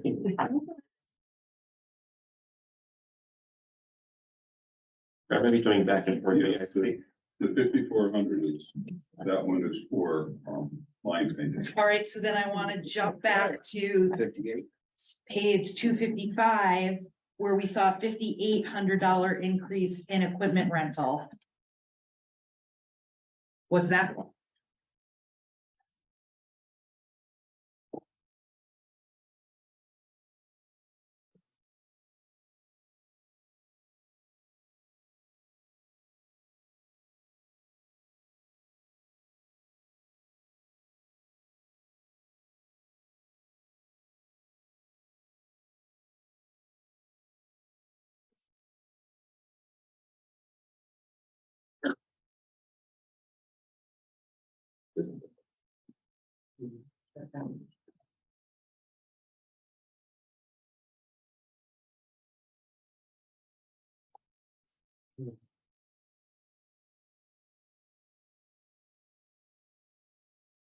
Maybe it would be helpful, Brian, I would say it's on the PowerPoint presentation or the slides you have on the screen. I think like exact page. I know we're bouncing back and forth.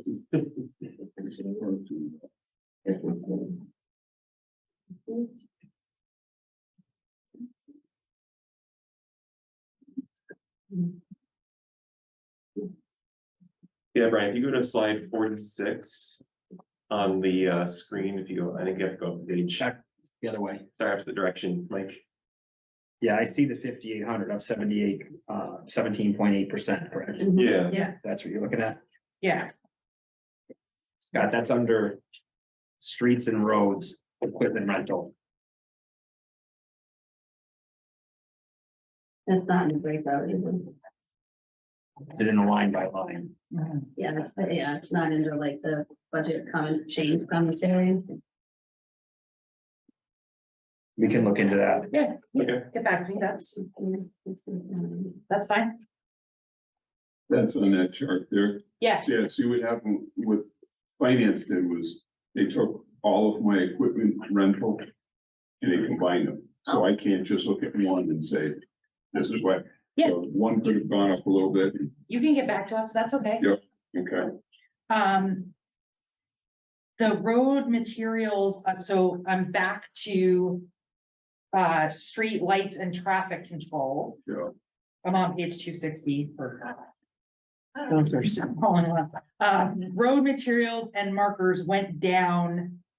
The $2,000, the town manager chopped $2,000 off that. What's the impact to $2,000 less for road materials and markers? That's what falls under that category or sign material, sign posts, work zone signs, guardrail replacement, things like that. Okay.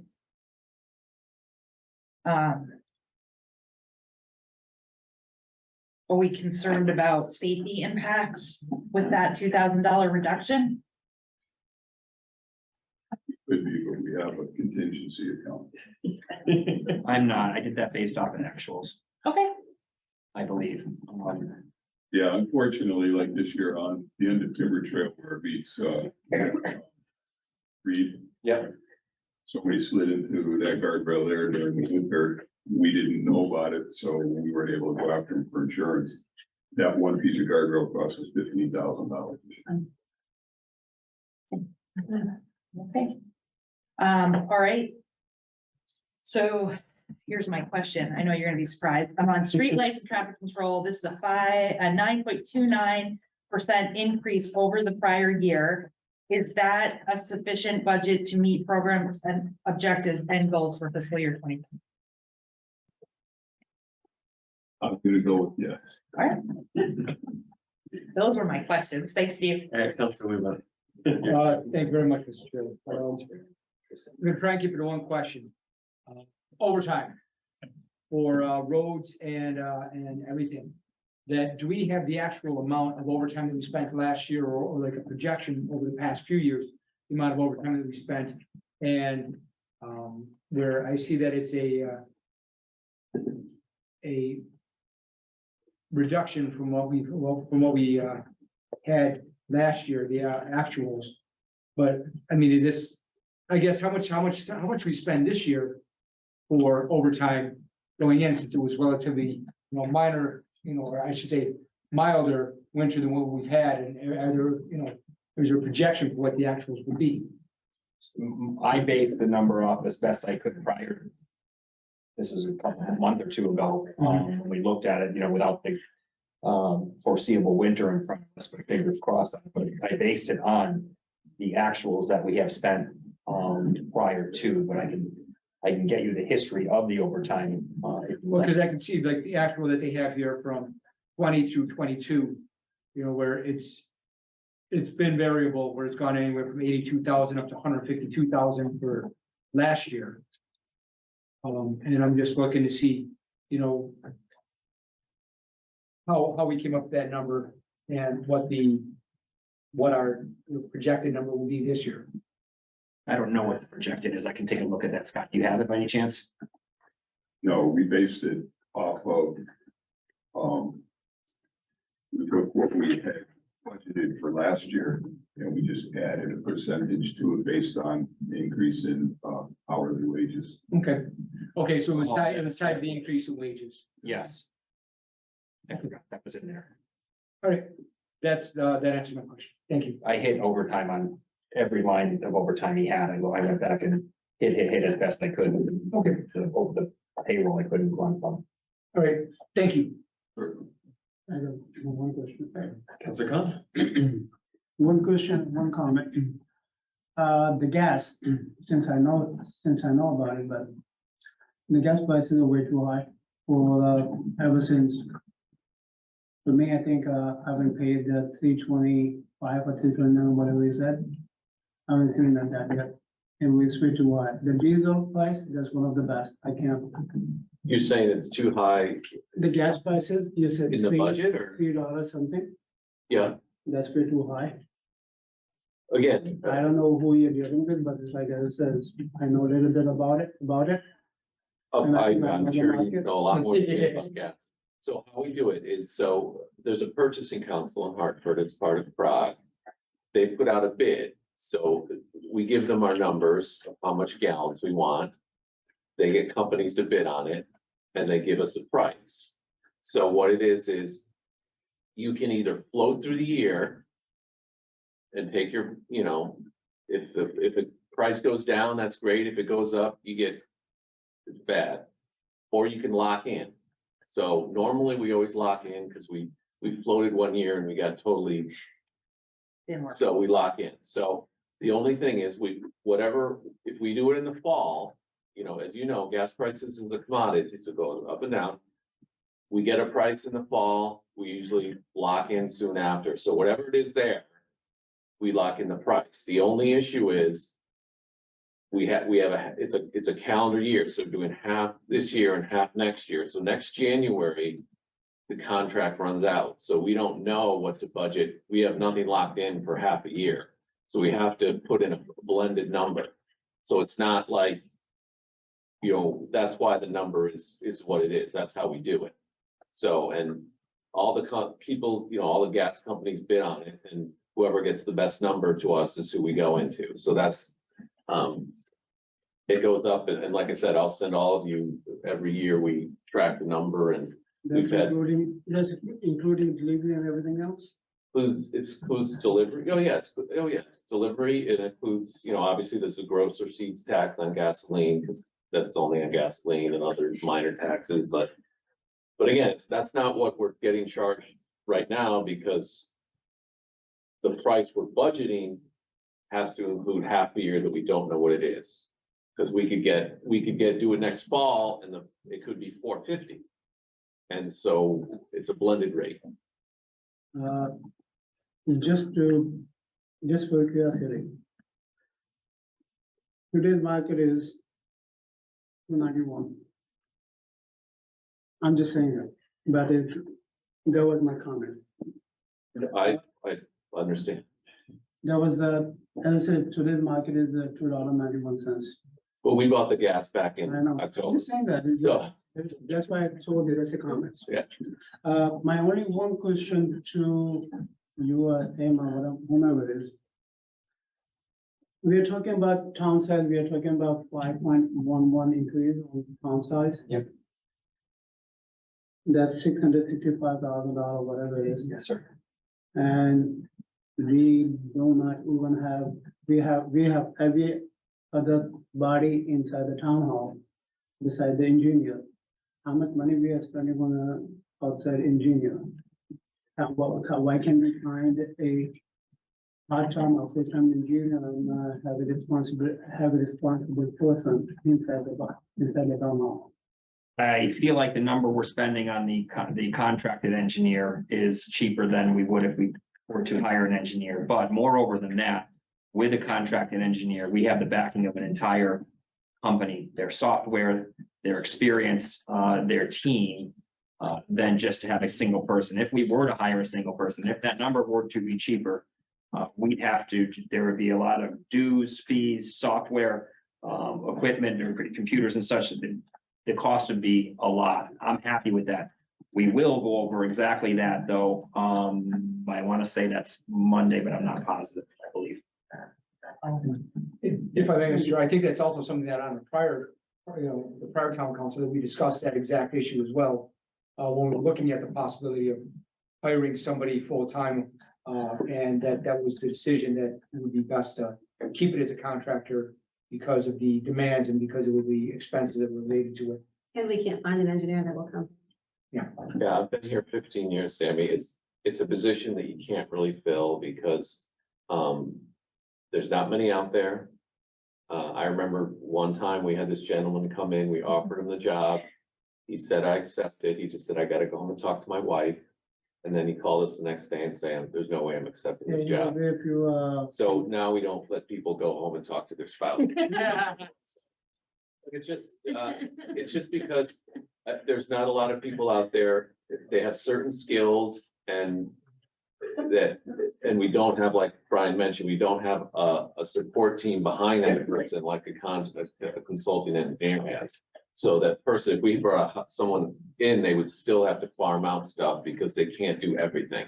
So it's always leaned toward, we need a consultant engineer. If we found a really good one, that person would be here and stay, but it just happened. We can't find a good person. We've looked.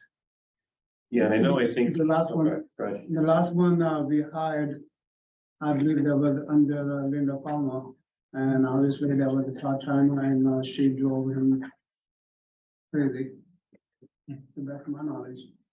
And that was one of the biggest reasons that he walked away.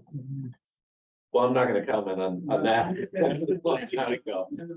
Well, those people aren't there here anymore and, Yep. and the town manager would generally report to the town manager now, but, I'm driving them crazy as it is. But, That was the difference.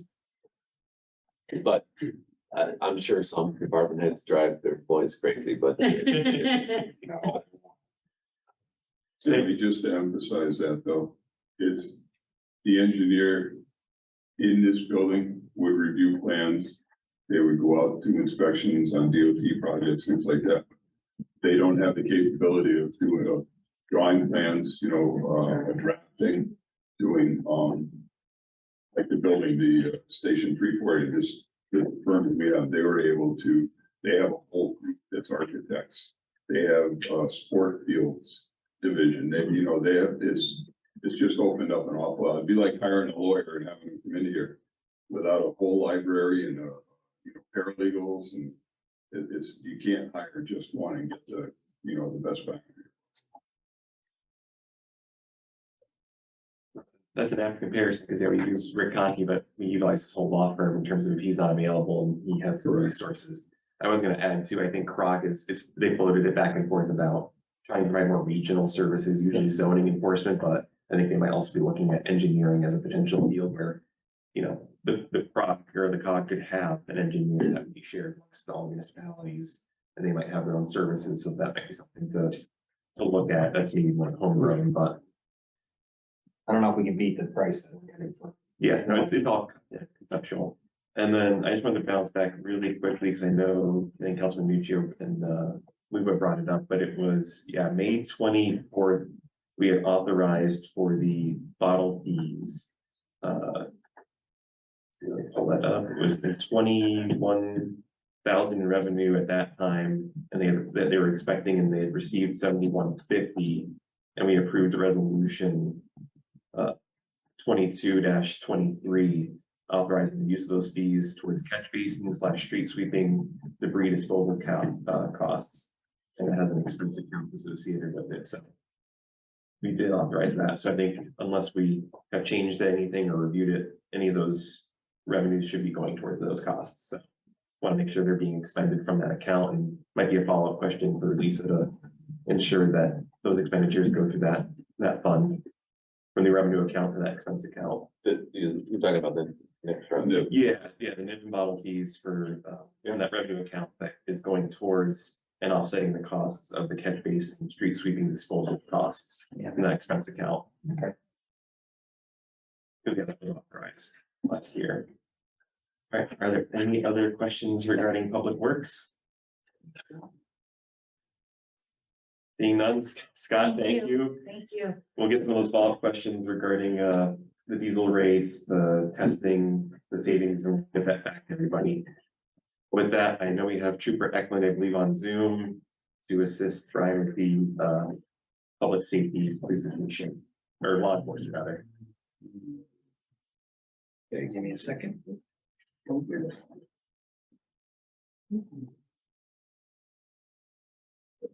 Good to see you, Kevin.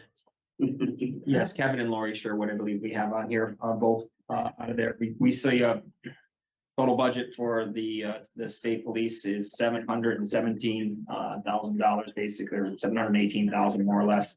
That is a decrease of $41,500, which is great news for us, primarily due to the fringe rate decrease for all resident trooper towns, and also we're doing good in getting step, troopers are paid, they go through steps, and we're getting cheaper troopers, junior troopers at a lower rate, and that's where we're seeing, we saw cost savings this year, and we're seeing obviously a drop next year. Any questions that you have on any of this? I'm ready to answer, or Kevin, whatever you have. Anyway, Only question I had was the communications line. I saw that was the only there was a main driver, about $5,000. Or Kevin, any idea why that the communications went up to 5,000? You're on mute, buddy. Oh. There you go. Been a long time since I've been on Zoom.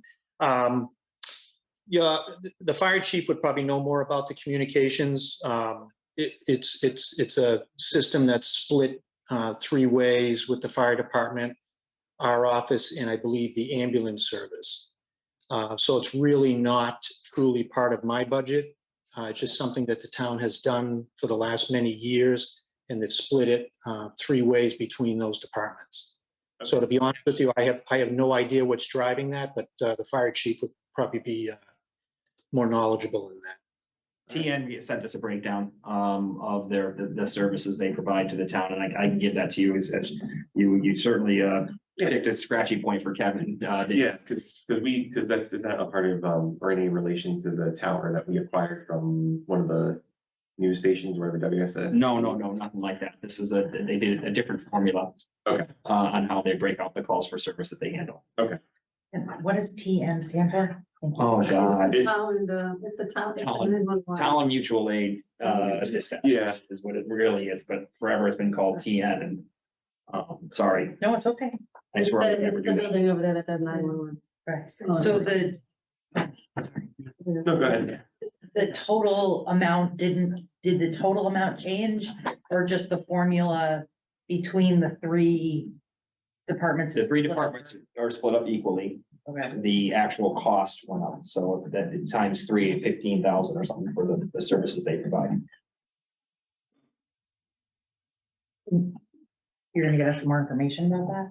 Sure, I'm happy to send you the formula. They sent us, everything that was included in that. Part of it is also regulated because it's the 911 services and stuff. Any other questions? Councilman Lynch? Hey, Kevin, how you doing? How are you? I'm good. I'm wondering in this budget, do we have any of the impact or potential impact for the fees for the accreditation for the SRO? There is nothing in this budget, no, for that.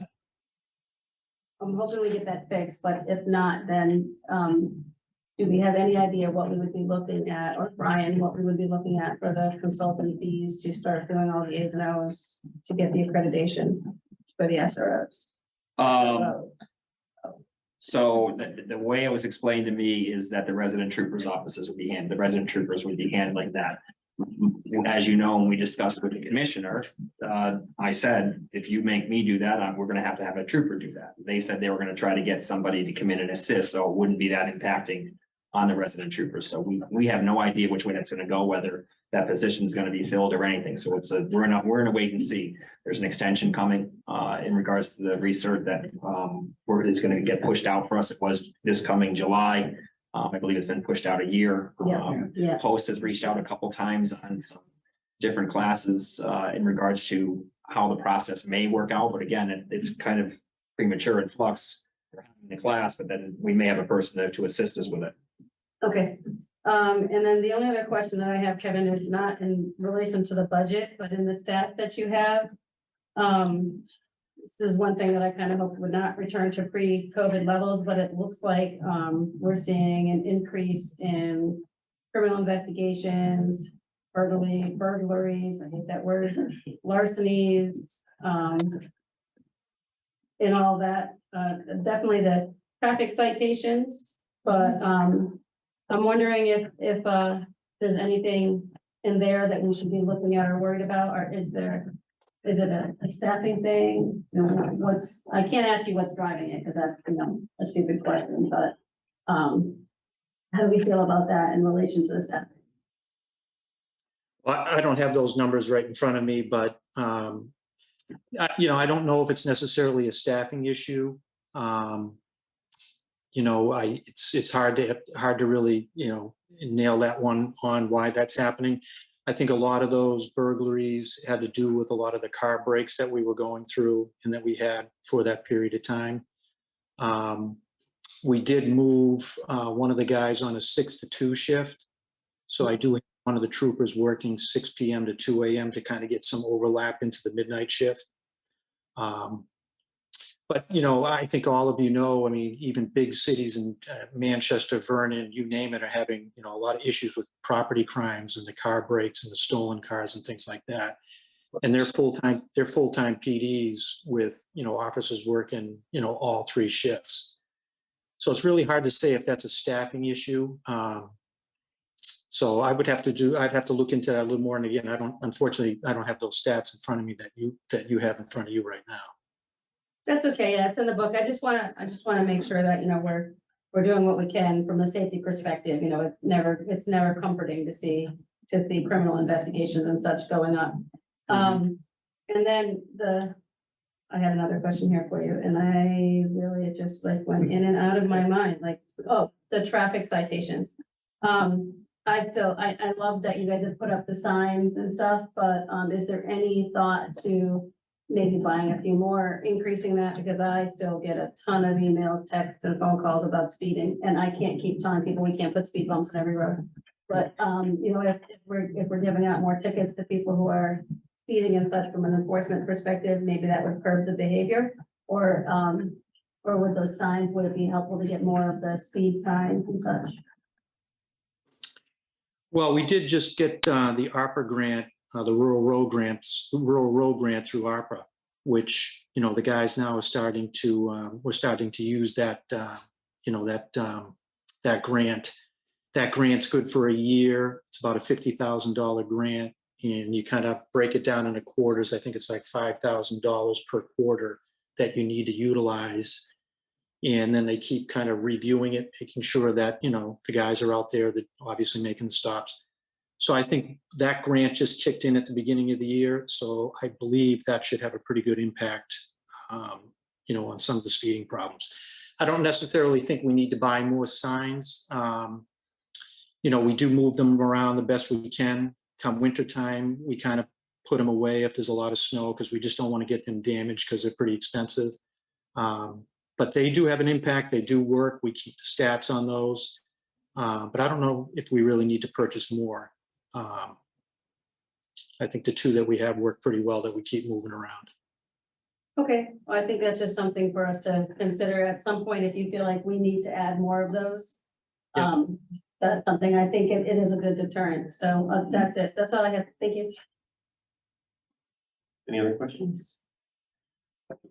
Yeah, thank you, Mr. Chair. I just want to add some comments for what Councilor Nuccio said, where just based upon, this is unfortunately one of my within my wheelhouse, that just seeing the trends across the region, that the crime increase that's been reflected within town of Tolland is just something that's going across the region.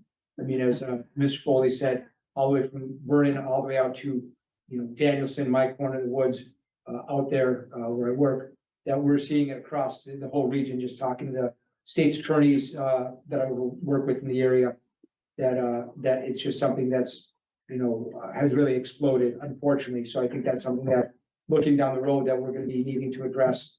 And I think that sort of following on the issue regarding the speeding is where we're looking at either the enforcement, like, you know, investigations aspect of it, or the speed enforcement. That's sort of a delicate balance that I know that that Kevin's trying to work on, since we've talked about that before as well. And so, but I just want to add that flavor bit in there and say that this is something that really down the road, we're really gonna need to start taking a look at as well. Because projections for across the region are not looking good. So, thank you, Mr. Chair. Thank you, Councilor Luba. Are there any other questions? That's Councilor Marie. I guess, I want to start with a question for Councilor Luba. Are you trying to prepare us to consider an additional trooper? Not necessarily, I'm just saying that it's something that, you know, depending on certain, if the trends continue, then it's something that that it may be within, you know, not this term. Hopefully not even the next term, but it may be something down the road.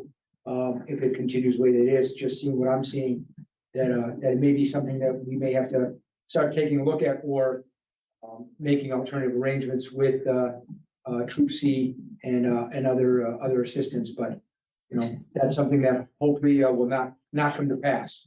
But I'm just saying that if I were to be a betting man, I'd have it more than 50-50 shots Of adding another. of adding somebody, possibly adding somebody on within the next, you know, I'd say 4 to 5 years if necessary. Thank you. It's always good to see you, Trooper Eklund. This, Not necessarily. this budget is a 5.47 reduction from last year, and I asked the same question to everyone. Is this budget sufficient for you to meet your program objectives and goals for the next fiscal year? Yes. Thank you. All right. Then I have just one quick question for you, Trooper Eklund, regarding the new Atlas One app. I'm curious if you have any data on, like, I know we don't want personally identifiable information, but how many residents do you think, or how many people have downloaded the app and actively utilize it within our community for push notifications? So, yeah, I do have some of those stats. So currently, we have about 700 people that have uploaded or downloaded that app and that we are able to push out to. So I'd like that number obviously to increase, you know, dramatically. And so we need to do a little bit better on pushing that out, advertising for it the best we can. Because I think it's a very, very good app. And it's a good tool for us to be transparent with everyone in town, to keep them updated as quick as possible, especially on major incidents. I mean, we're not going to put everything on that app. But some of the major incidents that's going to cause some inconvenience to the town, whether it's road closures or some of the trending issues. But so data wise, we're right around the 700 figure as far as people that have signed up on the app. Okay. I'm guessing it might be good then. I mean, this is a recommendation, more commentaries. I saw for your program objectives for fiscal year 24 is holding another Citizens Police Academy session. So that might be an opportunity to promote the app through that venue, and maybe other events throughout the year, the stuff a cruiser and stuff, that might be opportunities, but also continued sharing on social media. I think a lot of people often share what's on Atlas One to various Facebook groups. So hopefully that gets some organic growth as well. Right. I think that is it for me, and I don't believe there's any other questions for law enforcement. So thank you, Trooper Eklund, for being on tonight and answering those questions. Thank you. Thanks, Kevin. All Thanks. right, that brings us to human services. On page 222. I have That's the other way, the chapter. to look. I have the chapter start, yeah.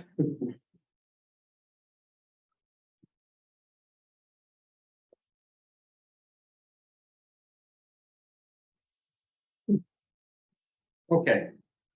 Human services, budget increased, $15,000, 4.09% the prior year. 14 of the $15,000 is, payroll. You look at another, dial-a-ride, grant expenditure account, went up from HVCC, as well. There were some fluctuations, here and there as, throughout the line items, but Bev is here. If you have any questions on that, but let me jump into, I'll just run through the senior center as well. Their increase, senior center's budget is $101,000. Their increase is $5,581. $5,400 of that is salary. And then obviously some minor fluctuation after that. So Bev's here. Any questions? We're ready. All right, I think I have one question regarding human services for Bev. Sorry. Well, to say congratulations on getting the new hire, by the way, because I think Brian mentioned that recently. It was the increase on I think the interval house. And I was curious, I mean, how many details, like how often is it used, and is that a program that's fortunately paid by each community, or is this a direct between the town and? I can handle that, Bev.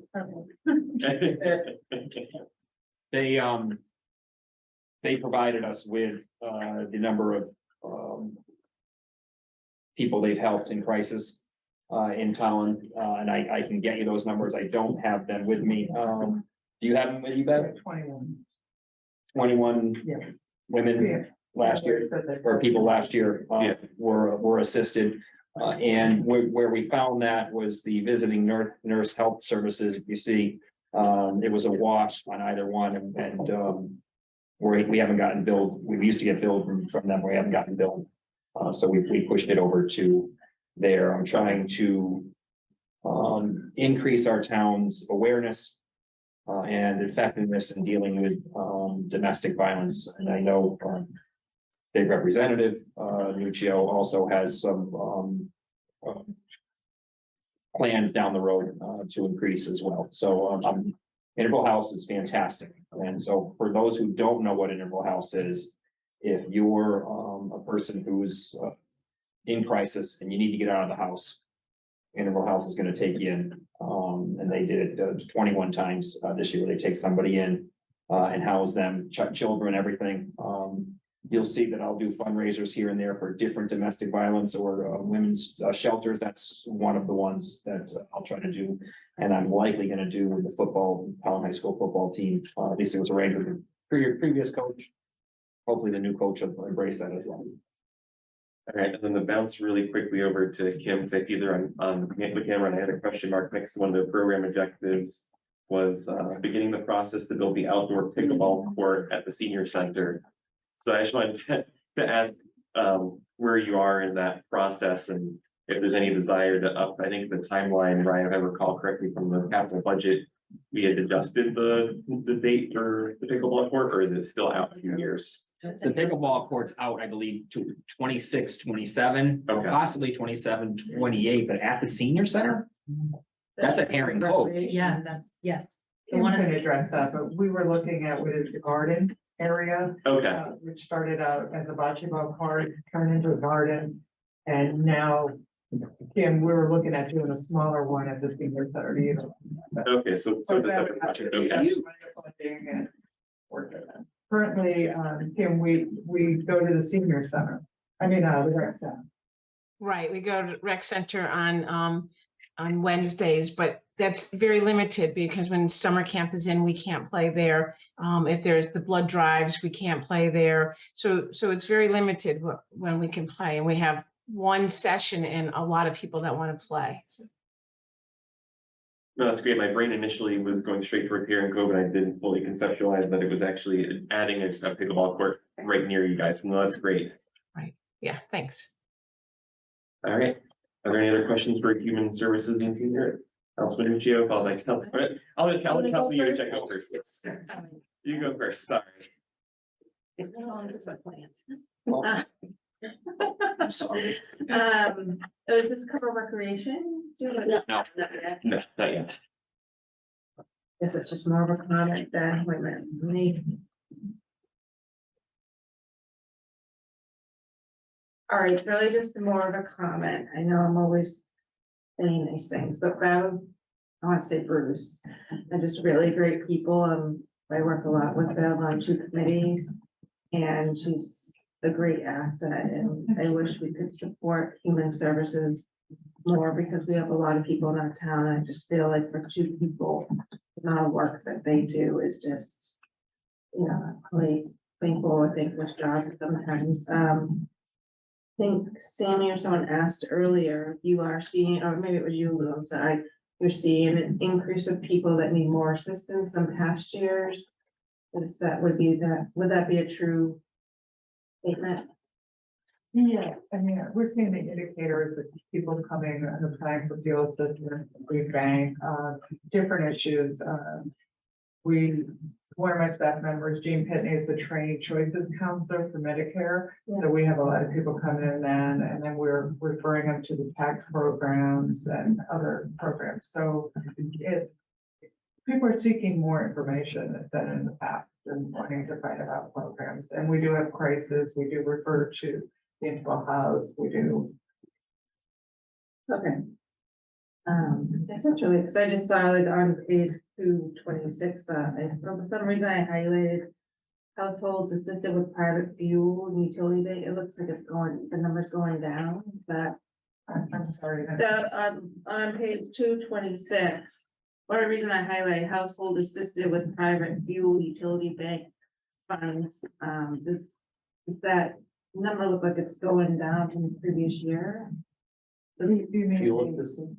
Yeah. Fuel, you mean the private, Yeah, for you, maybe that because my eyes we are were red. able to get more people qualified for the state program. Oh, nice. So Okay, so the number up They- down is just, dependent on- they're going somewhere, okay.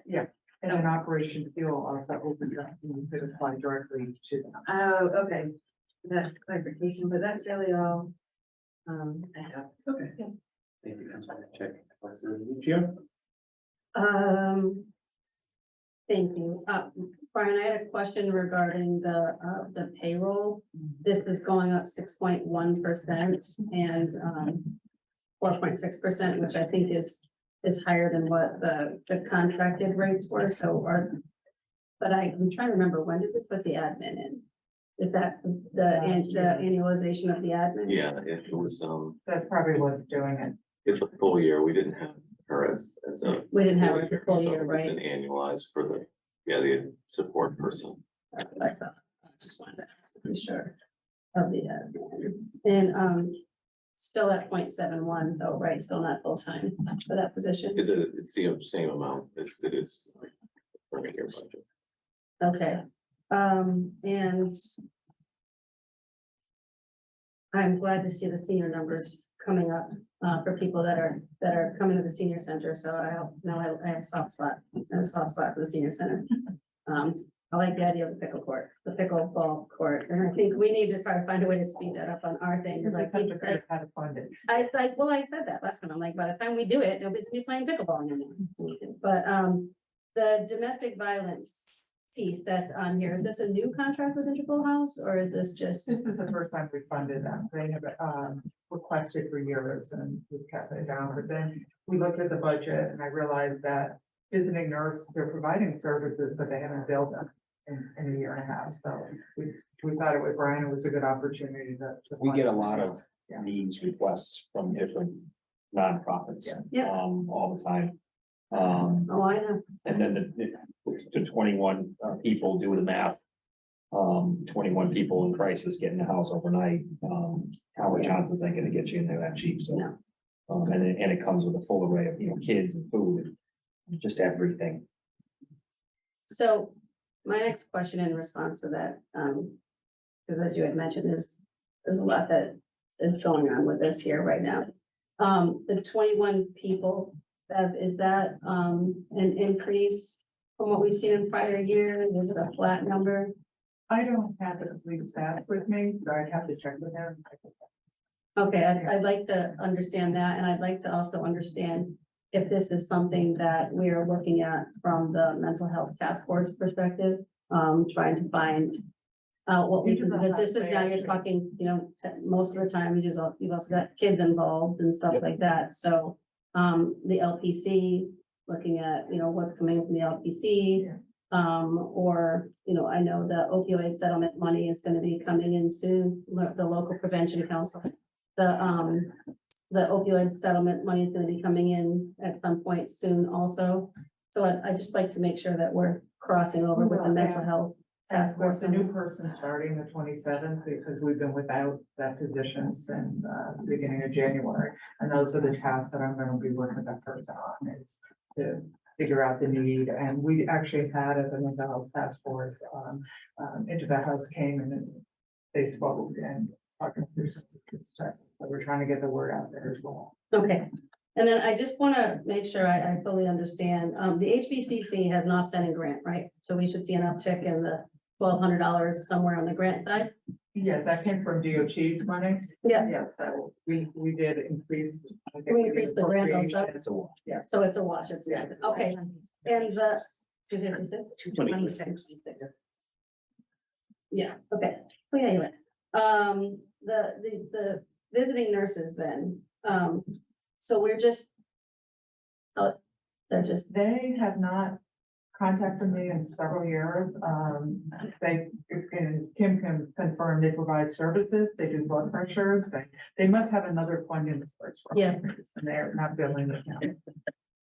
okay, well, it's $1,000 if they come back, it's not like, it's not gonna kill a budget anywhere. Yeah.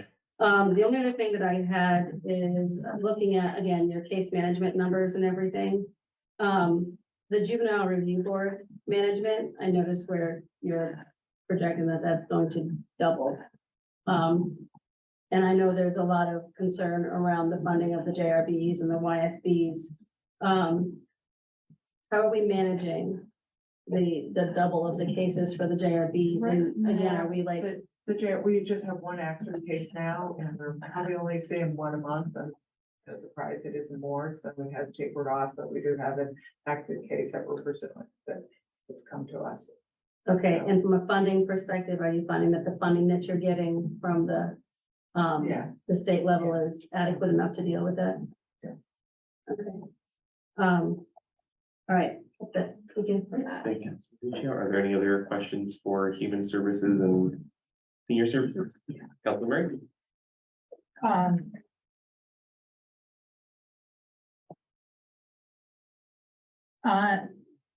For the senior center, under performance measures, there's a summary of the grants. And one, it looks like for the current fiscal year is a grant from the Harper Foundation for Public Giving. I was just wondering what that's being used for. You want me to answer? Yeah. Yeah. We, Yes. we have a new sign-in system that we use the money for 2 years to pay for it, and then for the equipment that we needed and for the tags. So now when the seniors come in, they can just scan a card. They don't have to type in their name and look for themselves. So that's what we use the money for. Historically, Kim got her son to come up with a program that uses sign, the seniors, and now this will be replacing that. Not that he didn't do a great job with that. It was a program. Yeah. He killed it. It was great. And so Kim, this senior center increase is 5.82 from the prior year. Is this budget sufficient for you to provide your program objectives and goals for the next fiscal year? Yeah, I can, I'm very creative. and frugal. Yes, thank you for all that you do.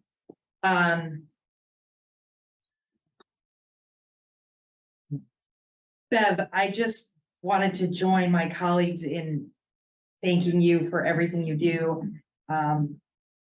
A lot of these programs, I think you're very creative about involving the community. The Care and Share program is something my household has a good time doing. You know, it's that's fun. but it also serves a greater purpose. So I commend the work that you do there.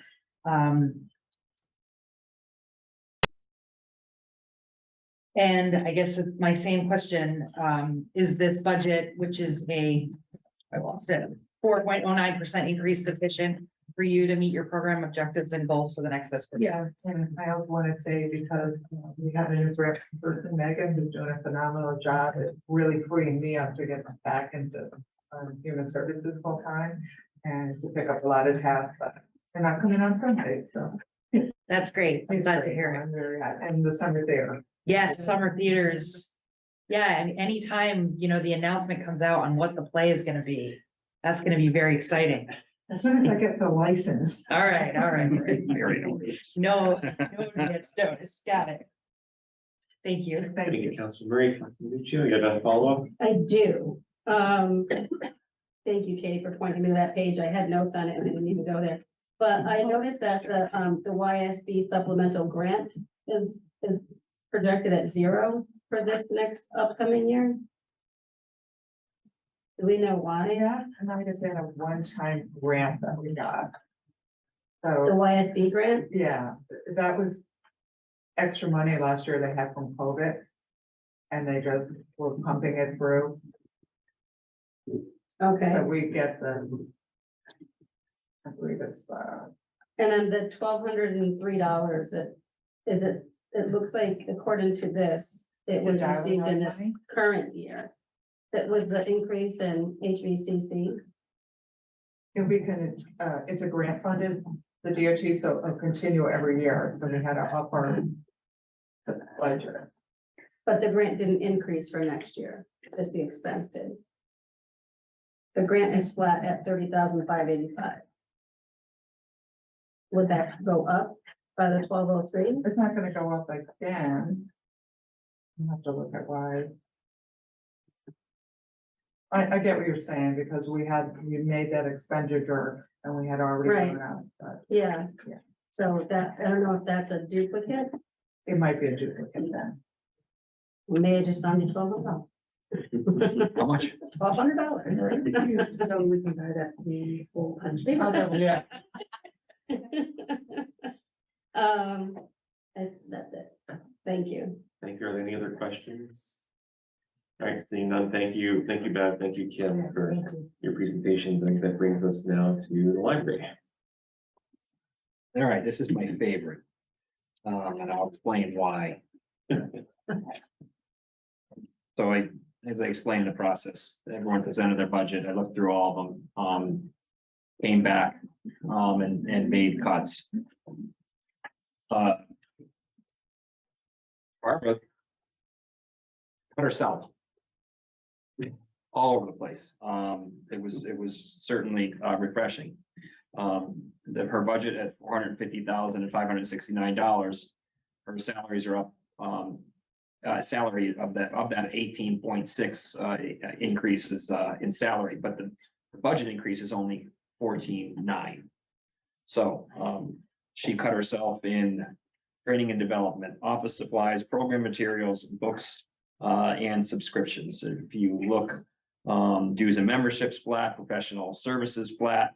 So and the library is just a treasure. So I'm happy to take questions. I'm sure Barbara is as well. Yeah, no, I think the only quick question I had, I think I might have briefly asked Barbara earlier when I was securing a room to use for this evening, was the book subscriptions and program materials, are any of those decreases being offset, or do you find that the Friends and Foundation have been beneficial in offsetting some of those costs at all? Or have you found, efficiencies that like keep reductions? No, the Friends of the Foundation are fabulous, but they will not fund things that they feel that the town should fund, so. We're just tightening our belt. Okay. All right, are there any other questions from council members? Councilman Nuccio? While I respect the heck out of tightening your belt, how is this going to affect, like, what is $1,200 in books and subscriptions equate to for the library? Oh, book now. Because I just found $1,200, so, The book costs about $16 now. 16 and whatever. A DVD now is about $15, audiobook $30 to $40. So I haven't parsed that out, but yeah, it's okay. And what typically falls under the program materials? That's all children's program. So Not really programs materials, it's the programs that, like the read-alongs and stuff like that. right, mostly summer reading.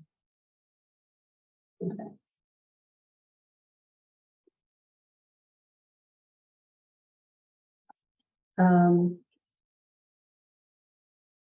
That's all that I have for that. Thank you. Are there any other questions? Councilman Murray? It's sad to hear that you might be cutting some programs. I know with the loss of the children's librarian this year, we lost a little bit of programming in some children's stuff that, are you seeing a decrease in attendance? Of children's programs? Yeah. Well, I'm doing 2-story hours and the toddlers, I would say, is down a bit. The babies is pretty much about where it has been. Anime is doing pretty well. Legos is doing pretty well. Tech help, not sure, that was not. There weren't a lot of kids that came in on a Saturday. And I still think there are a lot of kids that come in on a Saturday for that. So we're holding our own, I would say. Okay.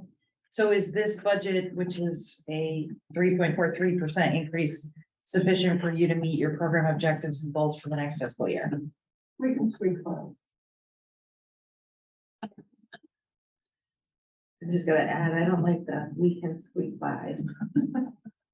That's, I don't I mean, think I've heard Scott say a little bit, but it sounds like we're really, that's one that sticks up most is the squeak. You sound like you can make it work.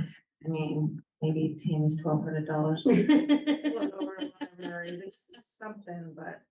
I'm good for 1,200 here. Thank you for your honesty on that question. And actually, I have one more follow-up question. I think it was something either Councilman Lucci or Murray might have brought up, was the fee schedule, I think, for the library fees.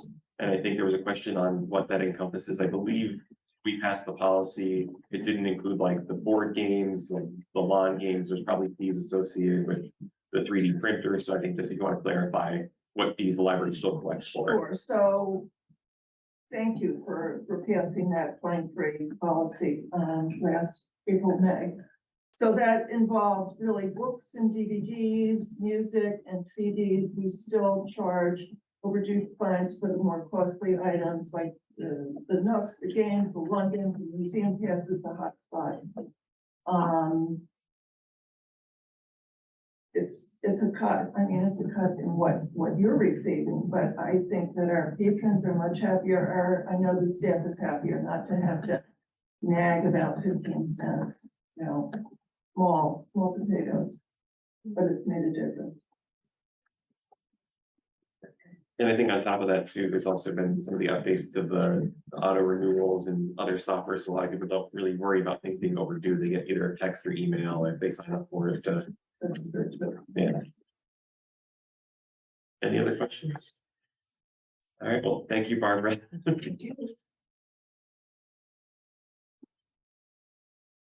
Brings us to recreation. You can see Bruce is on.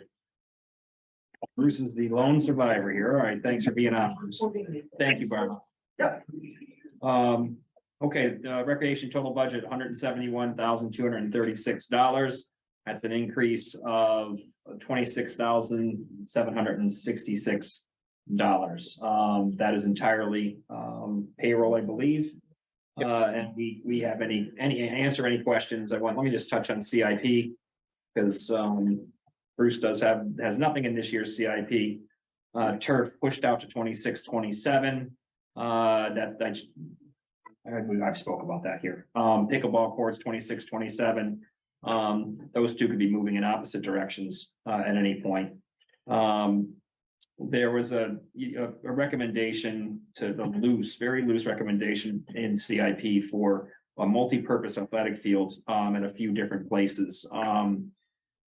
Talking to Bruce, we're gonna likely change that to, replacing or redoing the building, that 300,000 into, refurbishing or a new building at Crandall's. Is that structure at Crandall's I went to, in the 70s, and is certainly in need of, You're referring to the Which- lodge? Yeah. no, I'm not referring, I'm talking about the brick building, Oh, the old concession stand? the old concession stand. Well done, sir, and Beth. Yes. Jolly Ranchers, correct. Yes. The way they serve the dino burgers and. Yeah, Dino Burgers, right. It's that old. And then the LED lights at 27, 28 as well. So that's where he is at CIP, payroll on the other side. Any questions you have?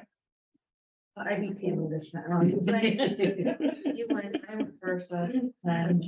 Well, I might have a question too, but I'll yield to Councilman Yudichak and then Councilman Nuccio. I think I went first last time.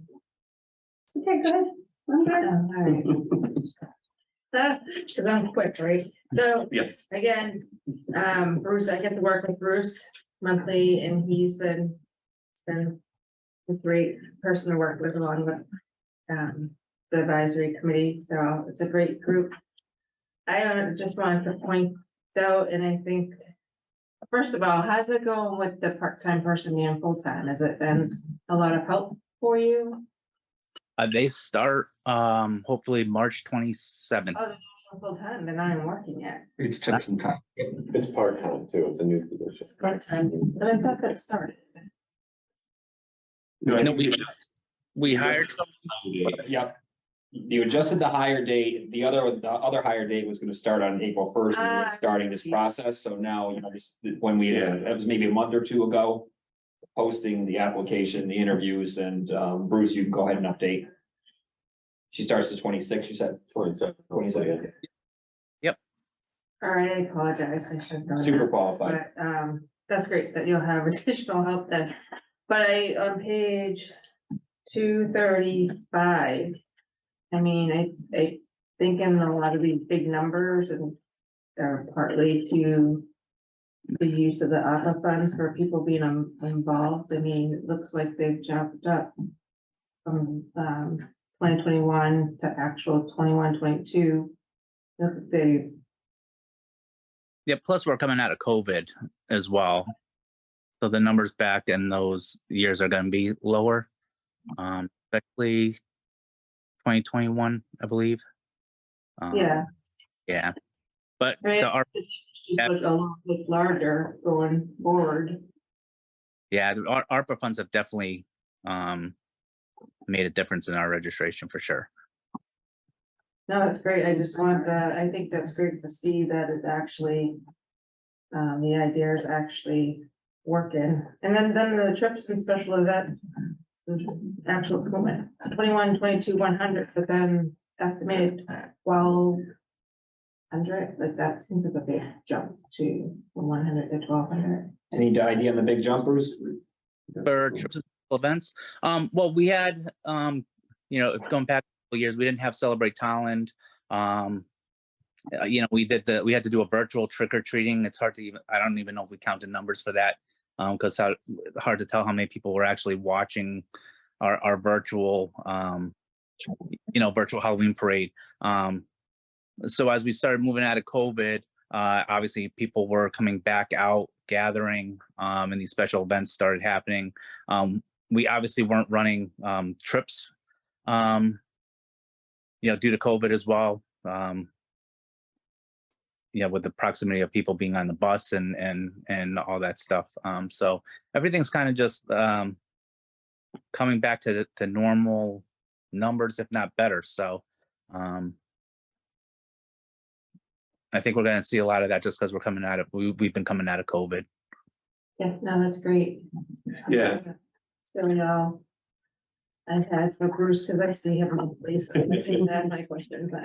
And I was gonna add, I know we mentioned the senior center got that grant recreation, I think Bruce, you're probably also figuring in that $2,500 grant from the Hartford Foundation. I was looking back at an article that you're planning an outdoor community movie night that's gonna be free to the public, so. Yep. So that probably also factors into that increase, which is good.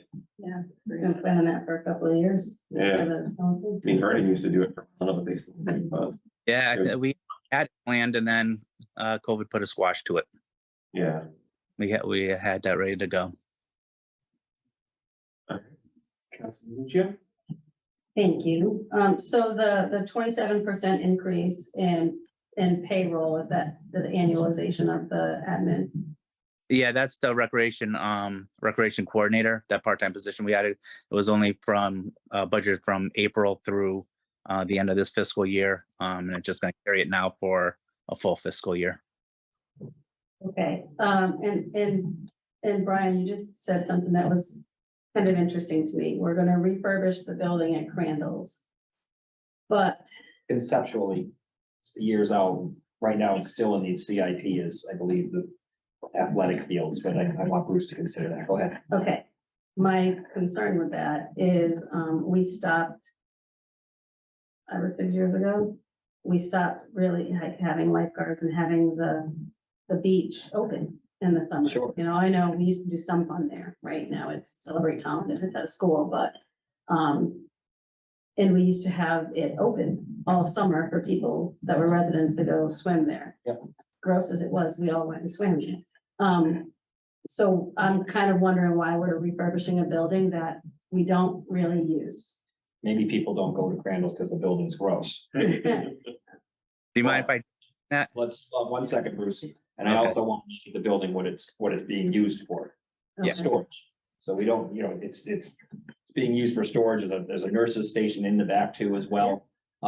So yeah, The bathroom. let's stop trying to fit a square peg in a round hole there and let's make it what it is. It might not be the full cost. Maybe of what they had projected with the athletic fields, but it's just, it's gross, we said it. And it detracts people from wanting to go to the beach if you have to go to the bathroom. Go ahead, Bruce. yeah, I just wanted to mention that we do use that all summer long. We do have summer camp that runs out of there. So the office up in front is our main area for our not for our staff for all day, but our director is there pretty much all day. Our nurse does use, we have a registered nurse that's on site. In the back end, we have her as the office there. And obviously the campers are using the bathrooms there. But even when camp is not in session, we do keep the bathrooms unlocked. I have a staff member that unlocks, cleans and locks it up just for the patrons that do come to use the beach, that they do have the facilities still to use the restrooms while they're open. So they're not using a porta potty or, if they have to change or anything, try to change into a porta potty. So they are still used, or even with our, if we have some rentals there for the pavilion, the building is open and we have a staff member on site if there's beer or wine used there. So it is still used quite a bit. And pickleball, tennis, the new tennis courts, and that new playscape gets a lot of action. So I guess where I'm going is not, my point is basically, why are we building, gonna refurbish a building that, we're not optimizing the use of? So I think you should look a little bigger and figure, how do we refurbish the pavilion that's, I don't even know how old, I don't even remember how old it is. The pavilion, Great the suggestion. bathroom, and getting that beach back to a working order for the town, Yep. The pavilion is relatively new. Remember, it collapsed yeah. and we built a new one. So Back in what, it's, 2011, 2012? yeah, so it's, I'm happy to look all over that. Well, I would just, it's just, I think the lodge has a fairly good usage. I think a lot of people use the lodge more now. I'd kind of like to see, maybe there's something we can do a little improvement wise. I know there's that court that's behind the pavilion, but just think it's a good opportunity to look at a good meeting place. And if we're gonna do the bathroom, let's kind of look at what do we want the vision for Crandall's Love it. to be. I just brought up the pavilion because that was the toughest insurance claim. Congratulations. You have trauma. You have trauma. Yeah, it's just, and it's fine, but I think it could be a little better. Oh, it always Yeah. could be, but it just. I'm sorry. No, it's fine. It's like we gotta fill, so. I think that's all that I have, and just, thanks for keeping up with that movie there, Bruce, eventually it had to come in. I'm very interested in what movie you're going to show. And, I will be bringing my blanket and let there be wine or something, like we can have picnics and stuff. Expect them to come by and. Exactly. Super Come observant. on, like, you know what? Hyatt's on from 6 to 2. We've got coverage. One thing I was gonna add on top of the commentary, I know, I think ARPA, subcommittee's considering improvements to Crandall's or, I don't know if it's just Crandall's, if it's wider, but there was a splash pad proposal as well as, I think, improvements to the dock that used to be there, putting something out there that might draw people in, like having a slide out towards the middle of the pond, so that, it is more of a draw, people want to come out and enjoy it, but that might be part of like the larger vision is if there's already bathrooms there, that means there's probably some sort of system that could pump water. That splash pad could possibly go there and be combined with the parking area. Yeah, we have a lot of options A for lot of the ARPA money, so. Yeah, that, we now get on track. Yeah, no, it's see you at another meeting. I have a question. Yes, Councilor Marie. First, I think you're doing a great job, and I think the rec services is an important part of our town culture. So thank you for everything you do. Is this budget sufficient for you to meet your program goals and objectives for the next fiscal year? Yeah, Thank you. thanks. All right, Thank- thank you. All right, with that, are there any other comments or questions before we go to item 3?